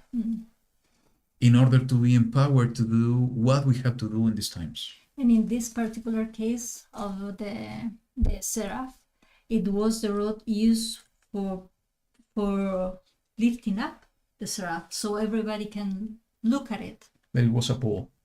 I don't know if it's in the same word in Hebrew. Maybe that's... One is pole and the other rod. Okay. That was the translation. But in Hebrew, I don't know if it's in the same one. Okay. But the rod is in order to perform. For lifting. But the rod in order to perform the word and the work that YaHuWaH is sending us. So that's the importance. And we are, we have this staff, the rod, in order to move ahead and to do what we have to do. Okay, let's move on. Chapter 22, and we are past 15 minutes. Wow. Okay, we are going to try to do it quickly. The children of Israel, it's my turn. I think it's your turn. Yeah. And Yeah. And the children of Israel set out and camped in the desert plains of Moab beyond the Jordan of Jericho. And Balak, son of Zippor, saw all that Israel had done to the Amorites. And Moab was exceedingly afraid of the people because they were many. And Moab was in dread because of the children of Israel. And Moab said to the elders of Midian, "Now this company is licking up all that is around us, as an ox licks up the grass of the field." Now Balak, son of Zippor, was sovereign of the Moabites at that time, and he sent messengers to Balaam, son of Beor, at Petor, which is near the river, in the land of the sons of his people, to call him, saying, "See, a people has come from Israel. See, they have covered the surface of the land and are settling next to me. And now please come at once. Curse these people for me, for they are too strong for me. It might be that I strike them and drive them out of the land, for I know that he whom you bless is blessed, and he whom you curse is cursed. And the elders of Moab and the elders of Miriam left with the feast of divination in their hand, and they came to Balaam and spoke the words of Balak to him.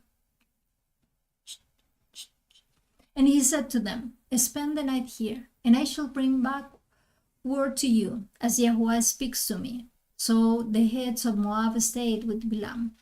And Elohim came to Balaam and said, who are these men with you? And Balaam said to Elohim, Balak, son of Zippor, sovereign of Moab, has sent to me, saying, see, a people has come out of Mizraim, and covered the surface of the land. Come now, curse them for me. It might be that I am able to fight against them and drive them out. And Elohim said to Balaam, do not go with them. You do not curse these people, for they are blessed. And Balaam rose in the morning and said to the heads of Balak, go back to your land, for YaHuWaH has refused to allow me to go with you. And the heads of Moab arose and went to Balak and said, Balaam refuses to come with us. Then Balak again sent heads more numerous and more esteemed than they. And they came to Balaam and said to him, this is what Balak, son of Zippor, said. Do not be withheld from coming to me, please, for I esteem you very greatly, and whatever you say to me, I do. Therefore, please come. Curse these people for me. And Balaam answered and said to the servant of Balak, though Balak were to give me his house filled with silver and gold, I am unable to go beyond the words of YaHuWaH, my Elohim, to do less or more. And now, please, you also stay here tonight, and let me find out what more YaHuWaH says to me. And Elohim came to Balaam at night and said to him, if the men come to call you, rise and go with them, but only the word which I speak to you, that you do. And Balaam rose in the morning and saddled his donkey, and went with the heads of Moab. Tricky point. But the displeasure of Elohim burned because he went, and the messenger of YaHuWaH stationed himself in the way as an adversary against him. And he was riding on his donkey, and his two servants were with him. And the donkey saw the messenger of YaHuWaH standing in the way with his drawn sword in his hand. And the donkey turned aside out of the way and went into the field. So Balaam struck the donkey to turn her back onto the way. Then the messenger of YaHuWaH stood in a narrow passage between the vineyards, with a wall on this side and a wall on that side. And when the donkey saw the messenger of YaHuWaH, she pushed herself against the wall and crushed Balaam's foot against the wall. So he struck her again. And the messenger of YaHuWaH went further and stood in a narrow place where there was no way to turn aside, right or left.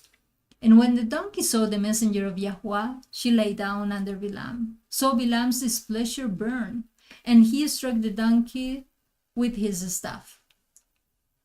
Then YaHuWaH opened the mouth of the donkey, and she said to Balaam, what have I done to you, that you have stricken me these 3 times? And Balaam said to the donkey, because you have mocked me. I wish there were a sword in my hand, for I would have killed you by now. And the donkey said to Balaam, I am not your donkey, on which you have ridden ever since I became yours to this day. Was I ever known to do so to you? And he said, no.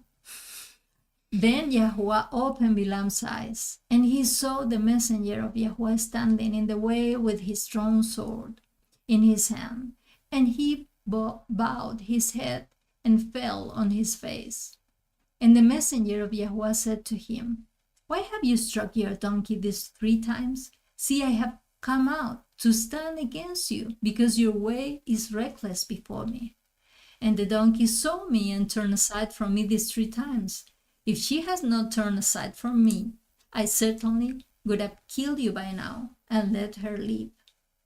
And Balaam said to the messenger of YaHuWaH, I have sinned, for I didn't know you stood in the way against me. And now, if evil is in your eyes, let me turn back. And the messenger of YaHuWaH said to Balaam, go with the man, but only the word that I speak to you, that you speak. Balaam then went with the heads of Balak.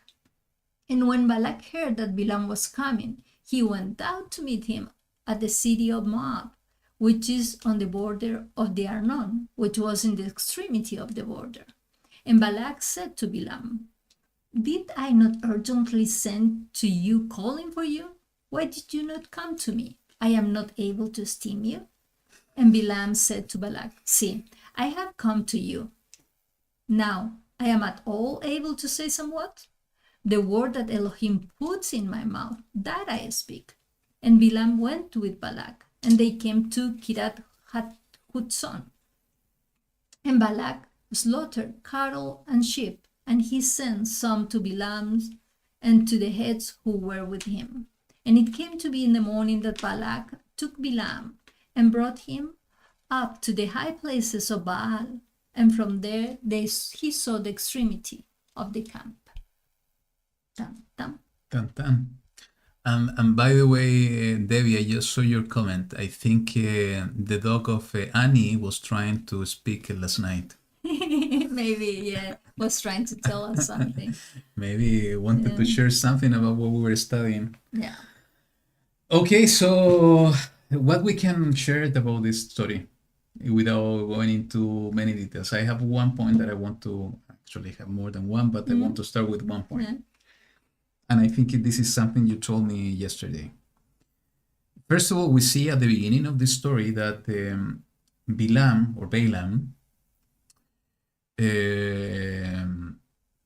knew YaHuWaH. Yeah. And YaHuWaH knew him. Mm-hmm. So he was a prophet. There was a relationship between YaHuWaH and Balaam. And we see at the beginning of the story that Balaam was obedient to YaHuWaH.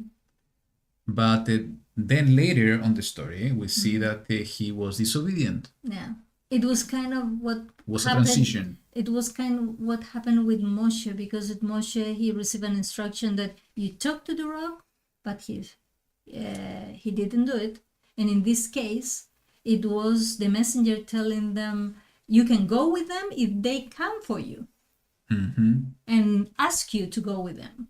And he forgot about that part. Yeah. And he just saddled the donkey and Because he had something different in his heart. So because his treasure was in something else and not in YaHuWaH, he became disobedient. And he was approaching every time to YaHuWaH, but Yes. like trying to convince him. Yeah, he was negotiating and trying to take advantage and get his own will.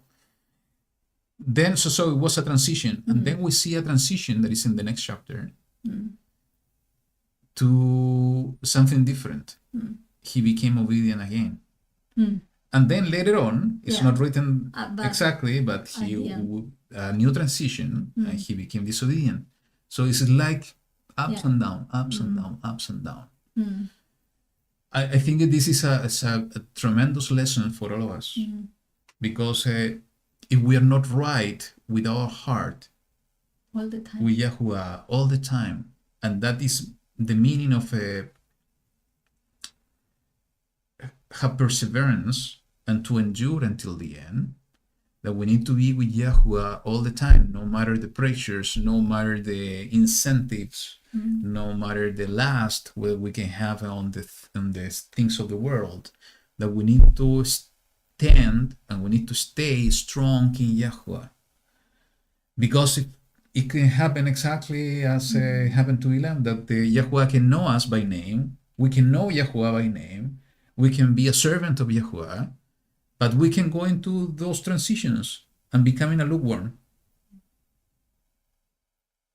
And this is the perfect example. So the other thing that for me is important thing is that it's about trials. You know, we see here exactly happening with Balaam, and it's totally connected to what I said. We are going through trials, and it's through trials that we are able to mature and to endure and to be prepared and to get tough. in order to do the work of YaHuWaH. But the point is that what we see here in this passage is that the trials can increase. So it's like being in school. You know, we are being taught the basic things. The milk. Yeah, and as soon as we are to pass that grade, we go to the next one. It's becoming more difficult. It's becoming more difficult. More difficult because at the end, we are going to be prepared for something bigger. And here we see exactly the same happening. What's going on here is that basically the trials that Balaam was facing were becoming even more difficult. And since his heart was not right, he failed. And what I'm talking about, let's go to the verse 7. It says, and the elders of Moab and the elders of Midian left with the feast for divinations in their hand. And they came to Balaam and spoke the words to Balak to him. So Balak sent people and sent them with money. Okay? Then we see in the verse 15, the following. Then Balak again sent heads more numerous and more esteemed than they. So more people came with a better position. But do you think that he always received the money? No, I don't think so. No? I don't think so. But we're becoming even more difficult. And there was next one that I don't have it here, that it was increasing basically. I don't have the note here, so I forgot. It's increasing the test. So that's why we need to be so prepared that the tests are coming in our way. And we need to be prepared even, it doesn't matter if the test is an easy one at the beginning or it's a difficult one at the end. We need to be prepared in order to endure and stay firm in the word of YaHuWaH and in the way of YaHuWaH. Something you want to share? I have a last point, but... well, until now, I can see that he was obeying YaHuWaH. He disobeyed in the way that when he would just go with the man. Yes. Because he didn't have to do it. But every time there, what he was speaking, it was what he was receiving. So, I don't know. I have that question in my head. The last thing I can share in this chapter, and I mentioned in the previous years, but I think is good to remind it, is that in this passage we see what are the signs of disobedience. So if we are attentive to those signs, it's a kind of warning for us in order to meditate, in order to analyze and to understand what we're doing wrong, and how to correct ourselves in the way of YaHuWaH. What I'm talking about is exactly what happened with the story of the donkey and Balaam when he decided to go and the donkey wanted to do something different. So what are the three signs? There are three signs of disobedience. So the first one is the verse 23. It says, and the donkey, we know that the Balaam was disobeying. He was doing his own will. So that's the background of the analysis, okay? So the donkey knew what was going on. So it says, and the donkey saw the messengers of YaHuWaH standing in the way with his drawn sword in his hand. And what the donkey did, and the donkey turned aside out of the way and went into the field. So Balaam struck the donkey to turn her back onto the way. So the first sign is we are deviating ourselves from the way because we are acting in disobedience. And this could be, something really is basic. But sometimes we are so blind that in our things of the world that we don't realize that maybe we are deviating. So we need to be attentive. If we're deviating even in the minimal aspects of the way of YaHuWaH, this is a sign that we are becoming disobedient. So the next sign is in the verse 25. And when the donkey saw the messengers of YaHuWaH, she pushed herself against the wall and crushed Balaam's foot against the wall. So he struck her again. So what it's talking about is physical impact. So if we see something physical that is happening to us. It could be a sign of disobedience. Not all the time, because we know that the sicknesses have different reasons. And one important reason that YaHuWaH was speaking to the disciples is in order to bring kavod, glory, honor, through miracles, to YaHuWaH and Elohim through miracles. That's why we need to analyze ourselves. If we are going through some sickness or physical impact, what we need to do is to meditate, we need to pray, and we need to ask Abba to guide us in order to understand if we are becoming disobedient in some aspect of His word, because it could be a sign. And the last one is in the verse 27, and this is, I think, an important one. It says, "And when the donkey saw the messengers of YaHuWaH, she lay down under Balaam. So Balaam's displeasure burned, and he struck the donkey with his staff." What it means, he was stopped. when we are not making any progress, when we are completely stopped on the way of YaHuWaH, we stop walking. It's a sign that maybe we are in disobedience. So this is something that we need to also meditate about, and we need to pray to YaHuWaH about. Something else? What I heard that I found it really nice, that if you What can it is, by the way? Huh? What it is, by the way? is about that The vineyard. is a comparison between two moments in times with this situation, because here we have an animal that speaks, we have a vineyard, like some kind of a tree, and we have also a messenger with a sword. And they were saying that it's very similar to what happened in Eden, Eden with Hawa, because there we have a serpent, and the serpent was talking, but was talking in a different way, because this serpent was looking for To deceive. And in this case, the donkey To save. is to save. And the vineyard is compared with the tree that was was providing life and death. And here it was a vineyard there that it was going to cause pain. And also the messenger, because in the garden after they left, there were two messengers that were with flaming sword that were keeping the gate. And now we are seeing here that it was a messenger who maybe was not, we are not able to see him with our natural eyes, but it was there for stopping an entrance. And also what I found very special, it was that when the punishment was given to the serpent in the garden, And to the woman, it says that the serpent is going to cause pain on the seed's heel. And here what we can see is the damage that he had, it was on the foot. So maybe in the same area. Yeah. So it's what's Those going are on. interesting parallels. parallels. Yeah, that's it. Good. So what we do, because we have been talking for 2.5 hours, Wow. I think that maybe it's too much. I don't know or we finished, how much. we're missing 2 chapters. 2. Okay. Well, it's like 1.5 because the other one is really short. No, it's 2.5. 2.5. Because we need to read the 23 and 24. Oh, we and part haven't of read the 25. 23. Wow. Yes, maybe Okay. we can give this as a homework. What do you think? I have no problem to continue until 3 hours more, but it's gonna No, be but no, like 20 Yes. 20 minutes more. 20 minutes more. Yeah. What do you say? 20 minutes more. Yeah.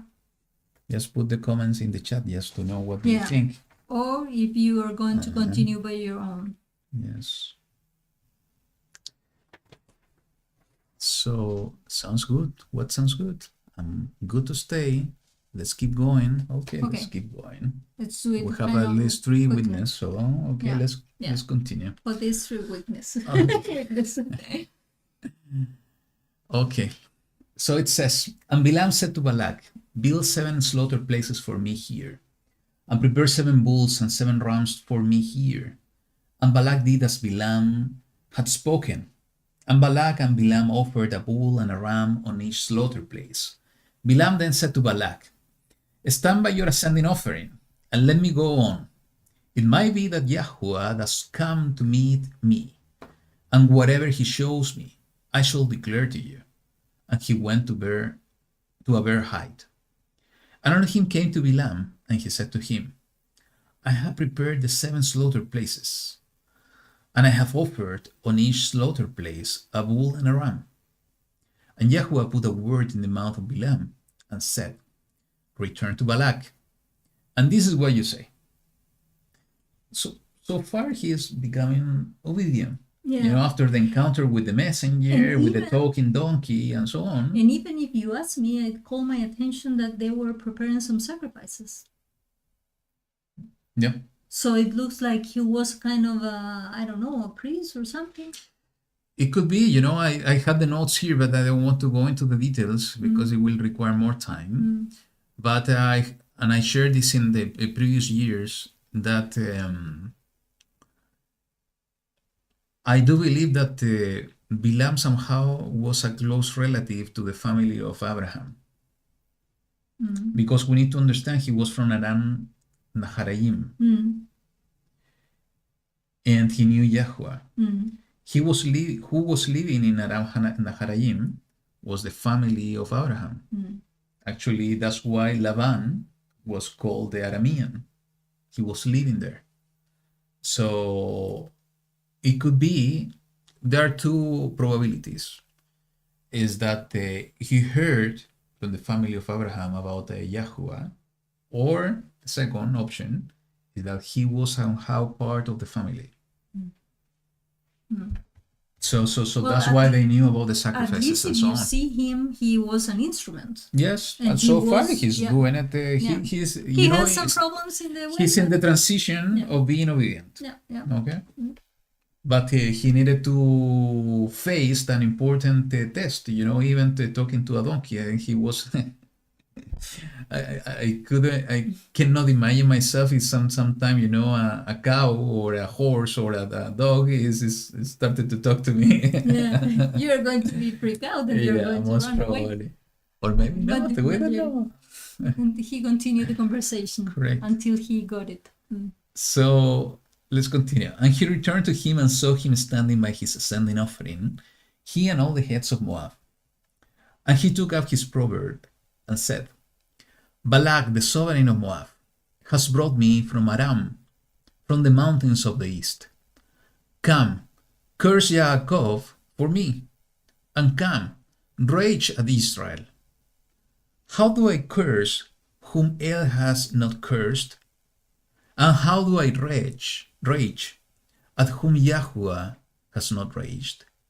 For from the top of the rocks I see him, and from the hills I observe him.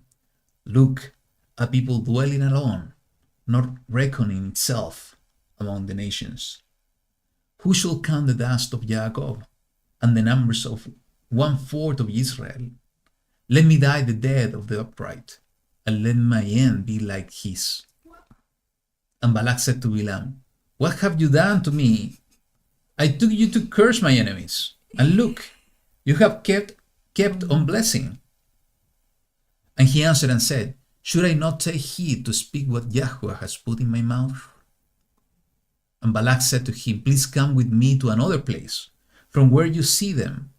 You only see the extremity, but not all of them. Curse them for me from there. Let me stop there for a minute, because I think what they see here is so beautiful. And we see, somehow a parallel with the Tehillim, in many places in Tehillim in Psalms. When David is praying and crying out to YaHuWaH to help him with the distress of his enemies. And we see here something similar, the enemy of Israel trying to bring curses upon them. But YaHuWaH is doing a miracle and transforming these curses into a blessing. And this is exactly what we should believe in this time, is that even though that the world could want to surround us, even though that the world want to curse us, YaHuWaH will transform that curse into a blessing. And it's a massive, it's a impressive and a beautiful blessing as well, especially in one point here, because this is exactly what's happening to us, not reckoning itself among the nations, people dwelling alone. This I think is happening to most of us. We are at the beginning, I asked just to put your location, and we are living in different places. Some of you are alone on the way, not having people to fellowship with close to you. And this is exactly connected to what it's saying here, dwelling alone. Even though that we are in different countries with different laws in each one of the countries, we are here in Latin America and Chile. Most of you are in the States. We saw a sister that is in Colombia, and so on, and so on. We have our own cultures, all the customs, and so on, but we are outside of that. We are different people. We were taken from that. Correct. So, and we cannot recount ourselves as a nation, because we are spread out in the dispersion, believing the same, but we have no kingdom physically yet. But that's an amazing. Catherine is from France. Beautiful. Yeah. But we have an amazing expectation. And that's why that second great Exodus that is coming is going to be so massive. It's going to be so awesome that we are going to, that nation that is not being reckoned among the world, the nations of the world, is going to come out, and it's going to be gathered all together. And it's going to be born in one day. And born in one day, exactly. It's going to be born in one day. And we are going to become the centerpiece of the real New World Order. The centerpiece of the kingdom of YaHuWaH here on earth. So it's a beautiful blessing that is totally applicable to us. Okay? So let me continue reading. In the verse 14, it says, "And he took him to the field of Sophim, to the top of Pisgah, and built 7 slaughter places, and offered a bull and a ram on each slaughter place. And he said to Balak, Stand here by your ascending offering while I meet over there. And YaHuWaH came to Balaam and put a word in his mouth and said, Go back to Balak and say this." And this is exactly what we were talking before. In order to fulfill our service toward YaHuWaH, we need to seek him first. He is the one empowering us through his Ruach, and he is the one giving us his word on what we have to say. In the Brit Hadashah, it says that we should not think on what we are going to say, because he is the one that who is going to put his words in our mouth at the very right moment. And we see here an example. Now that Balaam is in the obedient transition period of time, we see a perfect example. This is the way that we should act and have the interaction and the relationship with Abba, because this is the way that he has enabled us in order to speak his word and do our job. So it says in the 17, "So he went to him and saw him standing by his ascending offering, and the heads of Moab with him. And Balak asked him, What did YaHuWaH say?" At least, Balak was waiting for YaHuWaH's word. He was believing in YaHuWaH, though that his intentions were wrong. And he took up his proverb and said, "Rise up, Balak, and hear. Listen to me, son of Zippor. El is not a man to lie, nor a son of man to repent. Has he said, and would he not do it? Or spoken, and would not confirm it? See, I have received to bless, and he has blessed, and I do not reverse it. He has not looked upon wickedness in Jacob, nor has he seen trouble in Israel. YaHuWaH, his Elohim, is with him, and the shout," and this is amazing because a direct reference to Mashiach, "of a sovereign is in him." And it's not any kind of sovereign. Is the Melech HaMelachim, is the King of Kings. El who brought them out of Mizraim is for them like the horns of a wild ox. For there is not sorcery against Yaakov, nor is there any divination against Israel. Now it is said to Yaakov and to Israel, what has El done? Look, a people rises like a lioness, and lifts itself up like a lion. It lies not down until it devours the prey, and drinks the blood of the slain. And actually, you know, there's some passages in the prophets, Jeremiah most probably, that is or Ezekiel, that is talking about the lioness in reference to Jerusalem, in reference to Israel. It's a beautiful picture, because somehow it's connected to the sovereign, it's connected to the position of Israel in the plan of YaHuWaH. So I think there are so many important things here. Is the heart of YaHuWaH for his people. And he has not changed, and he's not going to change. That's why we need to rely on him. And you know what? It's important because it says that he looked upon the wickedness in Yaakov, nor has he seen trouble in Israel. Even though the rebellion. Even though the rebellion, but he know that it was maybe because they were learning, because they are in the process, but he's looking the outcome result. Because he see the end. So I think that's why he's protecting them, not just because he wanted, because he's seen something is there. So we have to pray that he's done in the same way with us, that he's seen that, even though we sometimes have some mistakes and everything.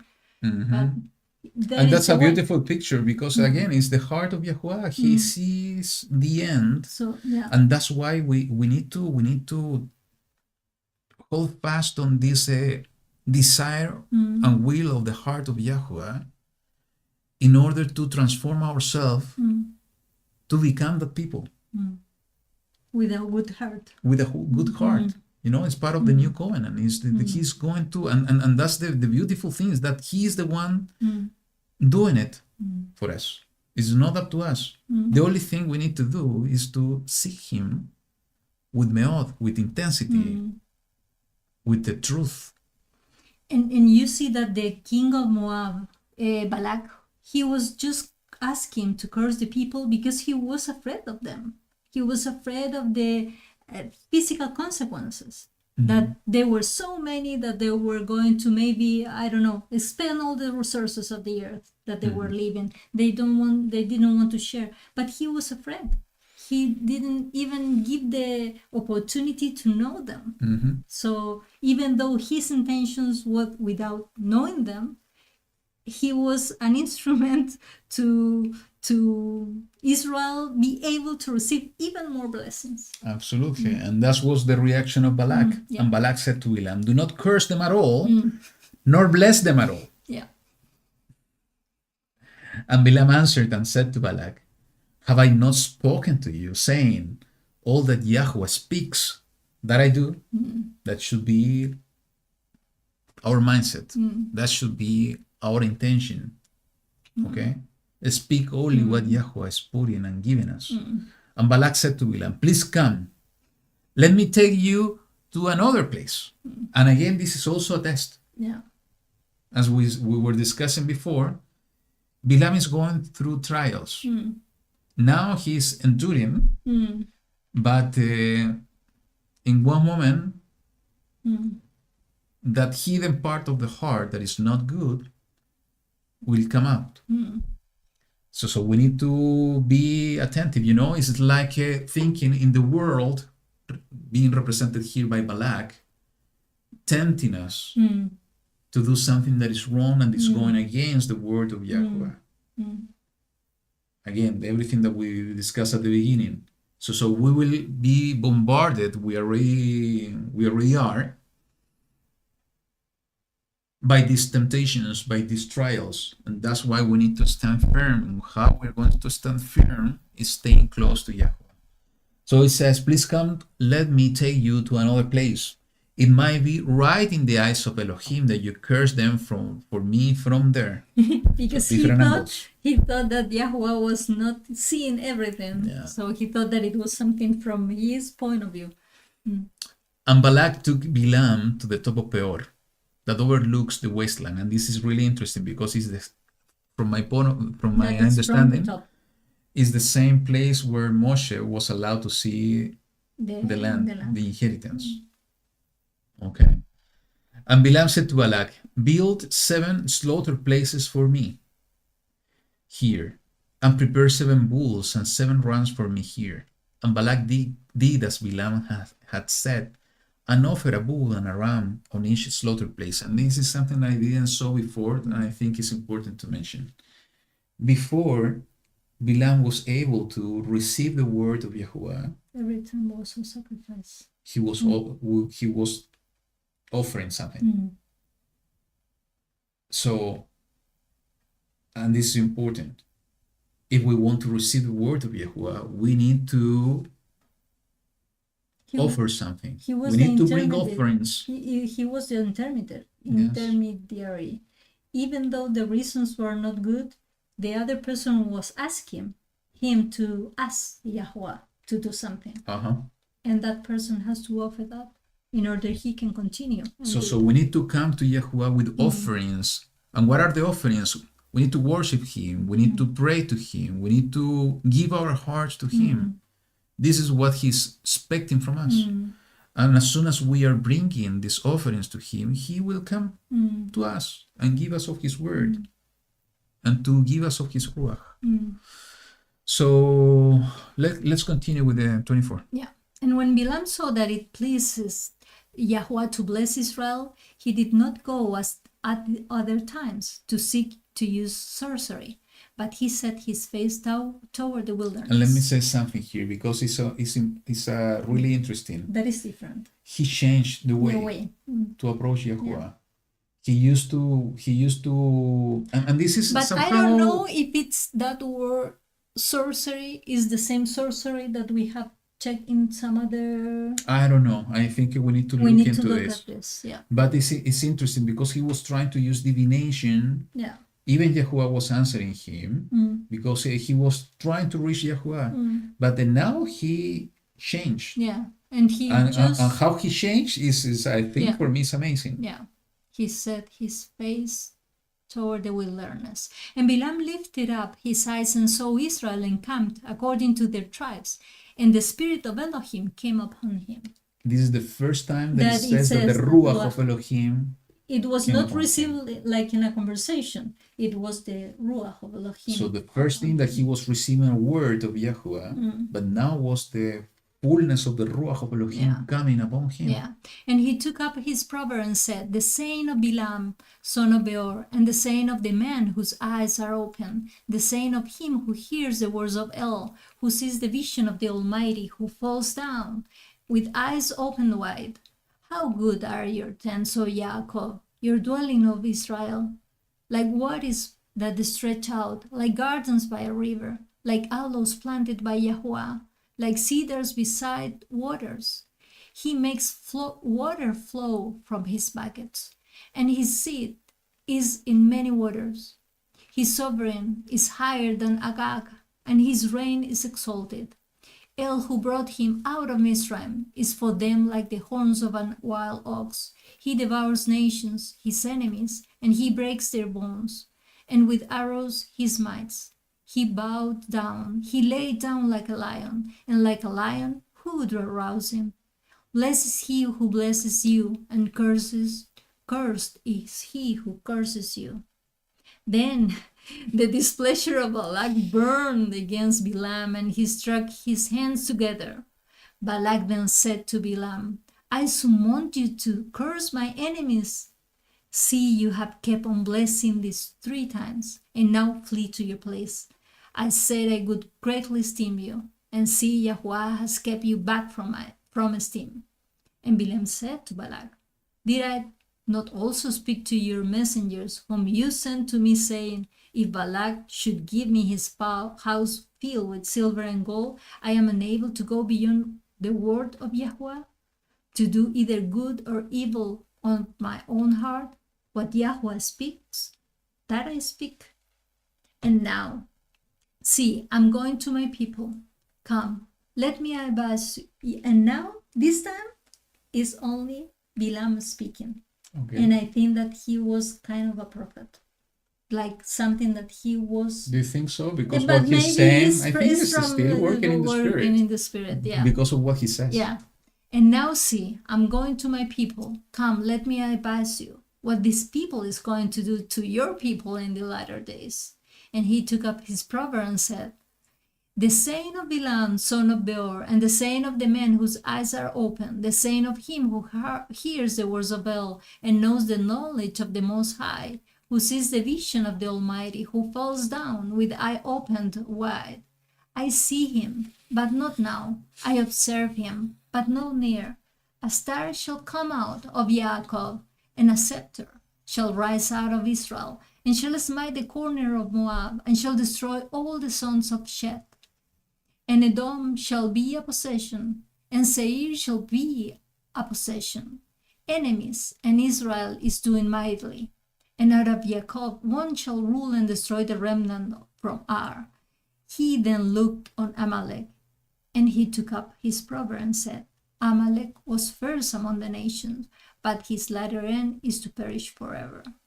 He then looked on the Canaanites, and he took up his proverb and said, firm is your dwelling place, and your nest is set in the rock, but Cain is to be burned. Till when does Ashur keep you captive? And he took up his proverb and said, oh, who does live when El does this? And ships shall come from the coast of Kittim, and they shall afflict Ashur and afflict Eber. And so shall Amalek, and he also perishes. And Balaam arose and left, and returned to his place, and Balak also went his way. It's a beautiful picture. I'm not going to go into the details, but there is so much reference about Mashiach here. The star of Jacob, the ruler, and so on. And this is a prophecy of it says the later days. Yeah. And how are going to disappear Amalek and the Cain. True. Unfortunately, that he came to a different transition of disobedience, because I'm going to read the first 9 verses just to finish the portion. It says the following: Israel dwelt in Shittim, and the people began to whore with the daughters of Moab. And they invited the people to the slaughtering of their mighty ones. And the people ate and bowed down to their mighty ones. Thus Israel was joined to Baal Peor, and the displeasure of YaHuWaH burned against Israel. And YaHuWaH said to Moshe, take all the leaders of the people and hand them up before YaHuWaH, before the sun, so that the burning displeasure of YaHuWaH turns away from Israel.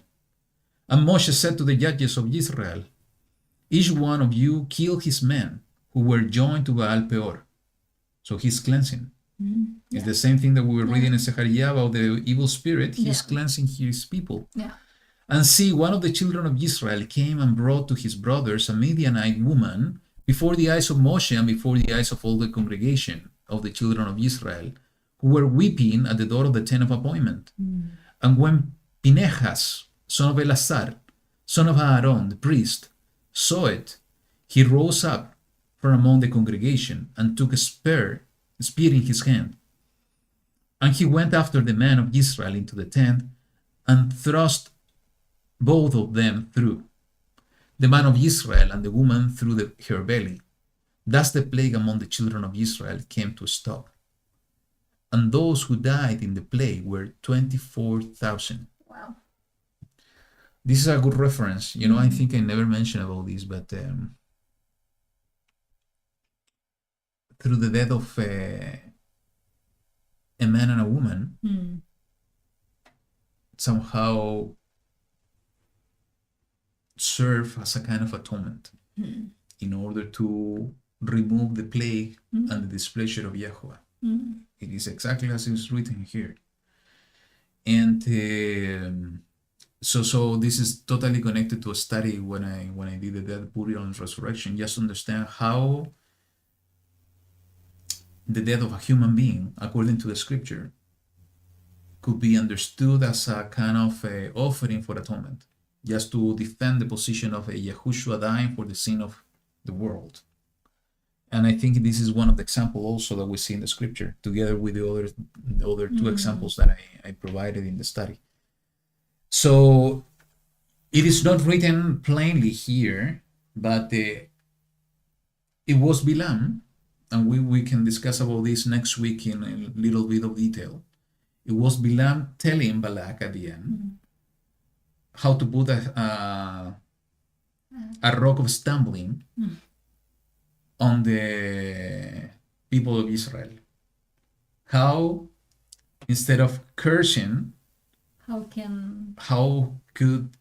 what he needed to do in order to deviate them from the way, so they were going to be punished and receive the wrath of YaHuWaH. Through the daughters of Moab. Yeah. And I think it's in the book of Yasher is providing even more insight of what they did.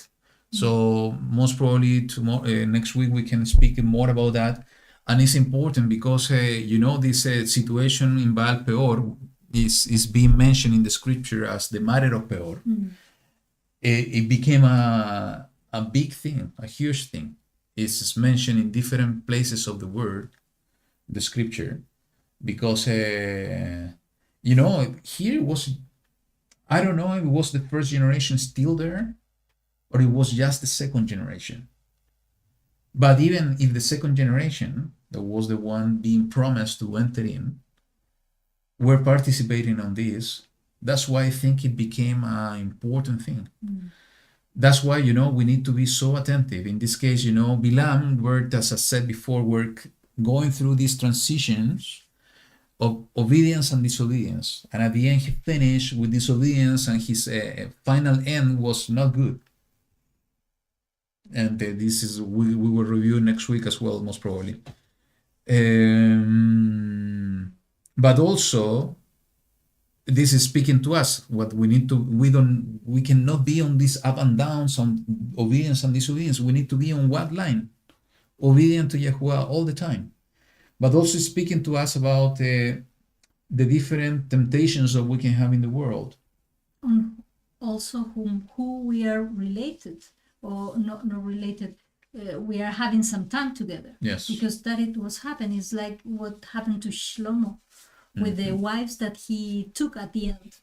That the customs of the other person were bring into their lives, and now they were going astray with different customs, with different, traditions that were not meant for them. And that's why they were departing from YaHuWaH. Absolutely.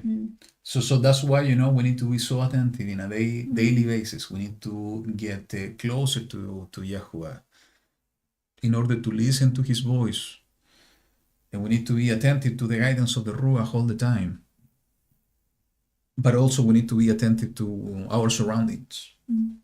Because we will face temptations, trials, and so on, in order to be all the time with our focus to our true north, that is the real New World Order. I like the phrase. That is the kingdom of Abba in this world, and in order to be able to get the entry pass to that kingdom.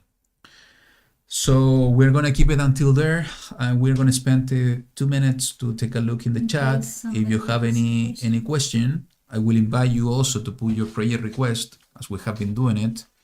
So our dear moderators, we will take it and put it in the comments in the video later. So we know that we need to pray for one another in these times. But if you have any specific prayer requests, just put it here on the chat. And also, if you have any question that you want to ask us, we are here just taking a look in the chat. And we are so blessed, that I managed to see in one moment that we had around 63 people connected today, and this is such a blessing. It's not for the sake of having more people. YaHuWaH knows who is gathering. It's just for the blessing of the word of YaHuWaH reaching more people.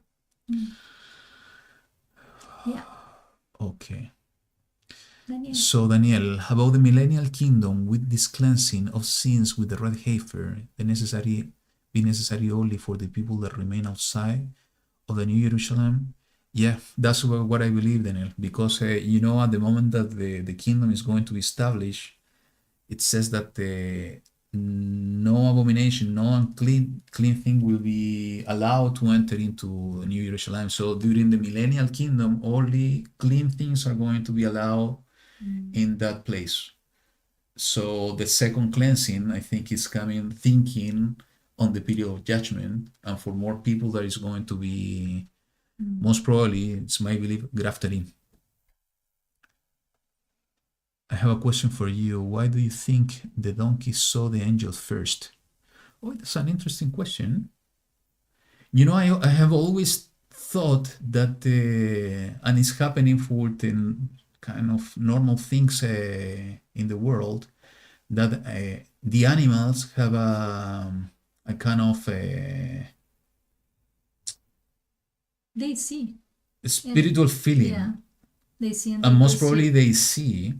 And let me give you an example. Here we face a lot of earthquakes in our country, and Daniel in Peru also.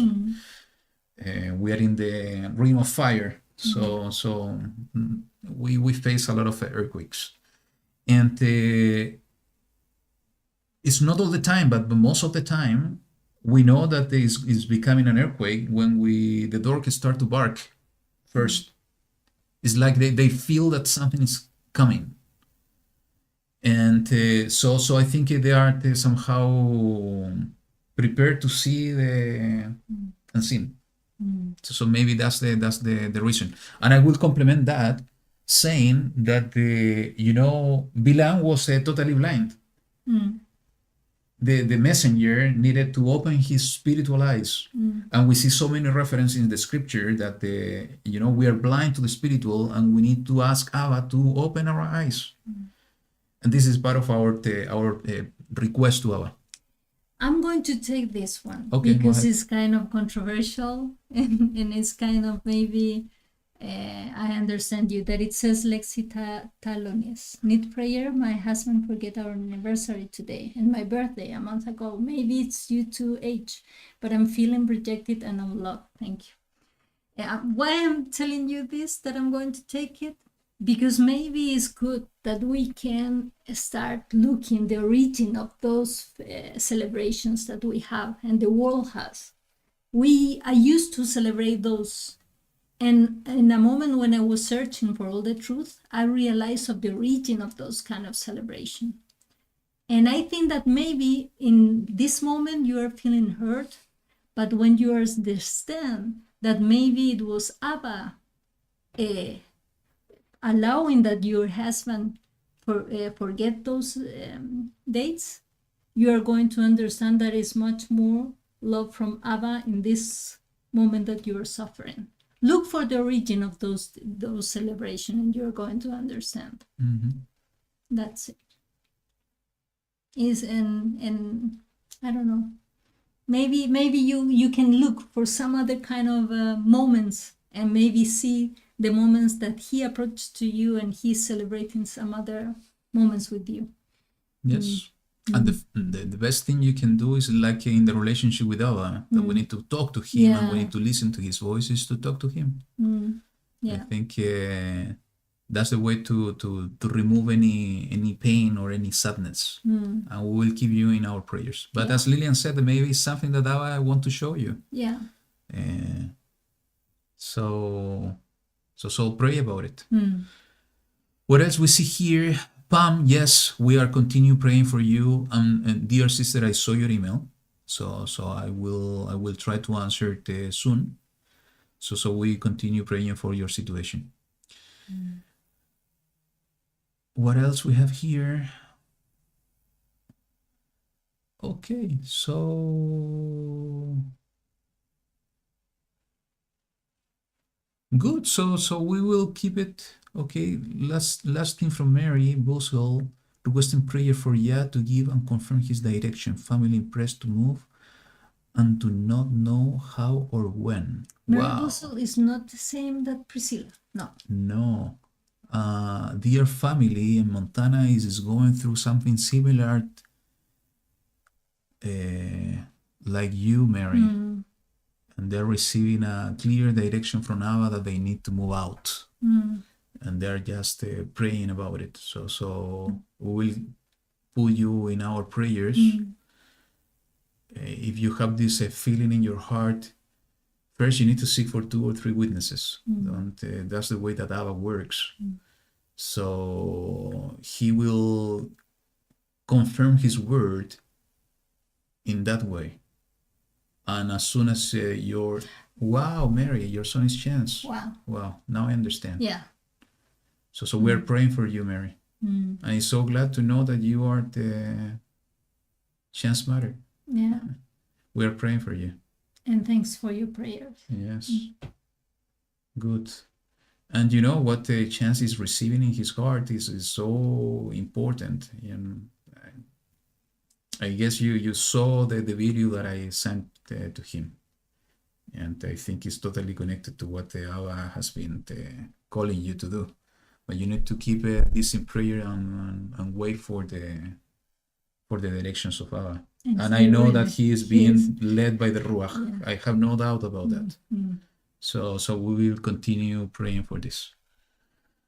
Okay, so for Veronica K. Yeah, I haven't seen her in a while. Okay. Thank you, Chris, and welcome, brother. Yeah. So we'll continue praying for Veronica. Okay, so let's keep it till here, and I will mention something that I should said at the beginning, and not doing it to show ourselves, and doing it to invite you. Actually, we are in a period of praying and fasting. It's a 7-day period of praying and fasting. Actually, I'm not finishing on Sunday, because Sunday is the 6th day. I'm finishing on Monday.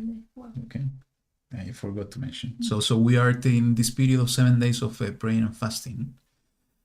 And today is the 5th day. Tomorrow is the 6th, and Monday is the 7th. So if you want to join us on this period, you are more than welcome. You know, we are finishing on Monday evening, this period of fasting. You know, sometimes I'm a bit of extreme on my fasting way. And your way of fasting, I cannot You do cannot the same. do it, so you do a different type of fasting. So if you are being compelled by the Ruach to join us in this fasting, you are more than welcome, and you can do this fasting in the way that you are able to do. Okay, there are different type of fasting in the Word, but you know, YaHuWaH looks into the intentions of the heart. So I'm mentioning this only for you to know and to invite you to this period if you are compelled and moved by the Ruach of this. And the answer to your question, Christine, is 3 things that the Abba put in my heart. I have been going through some tough times lately. And when we're going through tough times, we need to seek him. You know, that's the only way that he is going to lift us up and to guide us. So there are 3 things that I'm praying about, okay? And this fasting is about. The first thing is for guidance, for the decisions we need to make in our day-to-days and in the future. Second is for strength, because we know that the times that we're living are not easy, and the times ahead are going to be even more difficult. So the second point is for strength. And the third point is for the outpouring of the Ruach. That somehow is connected to the 2 previous points. So those are the 3 points. Is for guidance, for strength, and for the outpouring of the Ruach HaKodesh among his people Israel. So yes, Pam, my fasting I already started on Tuesday, but I'm gonna finish on Monday evening. So I'm inviting you, if you are being moved by the Ruach, to join us. You can join from today onward until the evening of Monday. And the 3 points that I'm praying about, and you can pray about this, and I think this is totally applicable to all of us, is for guidance, strength, and the outpouring of the Ruach HaKodesh. Yeah, and I wanted to add to that, that was when we were on the trip to the south, that I got something that was a kind of reminder that we are living in the same period of time that the city of Jerusalem was under the siege. So it's the same month, and we are in the same period of time. And it was when the city was all around with the armies, and it was become desolated. So that is something also that we have to consider, that maybe this period of time of we are living the trials and everything is because we are living in the same Good. moment. So this is an open invitation, and when we are going to have a new period of fasting and prayer, we will let you know. I think it's important that we start doing this more often. YaHuWaH said, when the Pharisees were complaining about the disciples that were not fasting, he said, why they're going to fast? They're with the groom. Right now. The time will come that they will need to fast, and now is the time. So I think we need to start doing this more often, and I will openly share with you when we're going to start fasting. I don't know what do you mean by spiritual fasting, Katerina, but maybe you can explain a little bit. I think that when you are taking up some of the worldly things. Yes, and this is something also important, when we remove ourselves, when we separate ourselves from the destruction of the world. Also, this is something really important. Okay. So, it's been a marathon. Yeah. Light Ordinances. It's a marathon. I cannot believe this, but thank you very much. But it's good, and we are so blessed by all of you. You have continued with us in this marathon. It's like Karen doing until 8 a.m. This is what she said yesterday. I don't know. I don't know. Maybe we can do something like that. Yeah. But we are gonna do something like that when we're all together, face to face in the kingdom. And believe me, this trip we did to the States, and we were talking about this yesterday. It produced something completely different and beautiful. It's beautiful to be here as Corina put at the very beginning of the broadcast, and the cyber gathering. It's beautiful because we feel you, and I hope you can feel us. And we see the Ruach, and we feel the Ruach connecting us all. But when we're able to be all together, is something that is the move of the Ruach is so different, and the experiences and the work of the Ruach that we see is also different. So when we're all together, and I think this is coming soon, I think we're not gonna sleep. Yeah. We're gonna have the power nap that we were talking yesterday. So, Katerina, just last thing here, I can physically fast of now, perhaps removing ourselves from something that we always do, the dreaming, listening to music. Yeah, Katerina, if you physically not unable to fast, it's totally understandable. What YaHuWaH will look into your heart, in the intention of your heart. So if you are isolating yourself from something that you used to do, I think YaHuWaH will consider in this as a period of separation as well. And getting closer to Him, maybe through more prayers. That's the intention, to be near here. I have another question. Yeshua HaMashiach servant, do you and Lillian also have Torah observant parents? My parents somehow has been guiding after the difficult period at the beginning, but they have been guided by the Ruach to start looking into Torah. Actually, my mom is in the chat as well, so she is always joining us every week. Yeah. And my dad, I think he was moved by the Ruach, and he's also believing in Torah. Yeah. My parents, they believe in YaHuWaH and Mashiach and that he's coming and everything, but they are living like isolated from the world in the top of the hill, and they have read the Bible complete and they know about it, but I couldn't say that I cannot speak for them, but in some cases little details maybe they don't want to like eating clean or things like that. But I can. But they're open and listening to you. Always, You having and sharing the word yeah, with them. we share with them And in they're a very different respectful. way, especially about what is happening now and where our heart should be. And in that case, I can tell you that they are, I think, very close to Abba, but in a different way. Yeah. Good. And Constance, I saw your message. It's a beautiful blessing to have you back with us here. Believe me. You know, I saw your name and I told Lillian, I remember Constance, yes, in 2017, maybe on the in the time of the Now UCTV on Virtual House Church. Yes. So it's a blessing to have you with us, and we hope to see you more often here in this beautiful family. Yeah.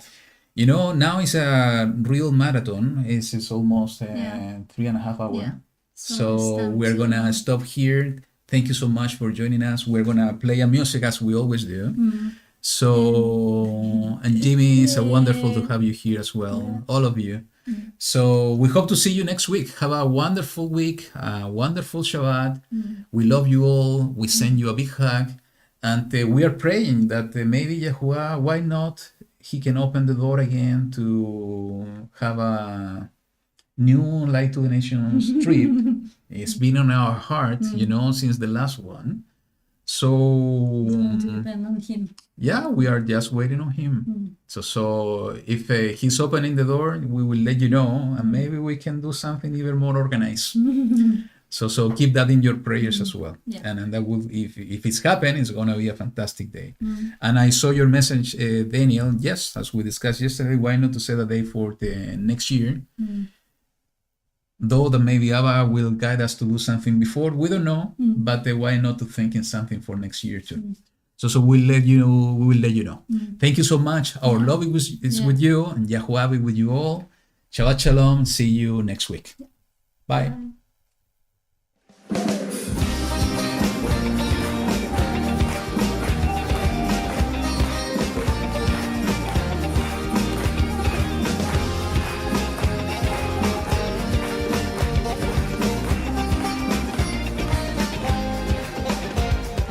באנו להלל אותך, להשתחוות לך, נותן חיים בורא משיח ופודה לך כבוד אדר ועוז, כי אל גדול אתה נריע נקדמה פניך בזמירות תודה, ונישא את העיניים לשמיים בהדרת כבוד יראה, ונישא את הידיים לשמיים בשמחה ובתודה. באנו להלל אותך, להשתחוות לך, נותן חיים בורא משיח ופודה לך כבוד אדר ועוז, כי אל גדול אתה נריע נקדמה פניך בזמירות תודה, ונישא את העיניים לשמיים בהדרת כבוד יראה, ונישא את הידיים לשמיים בשמחה ובתודה.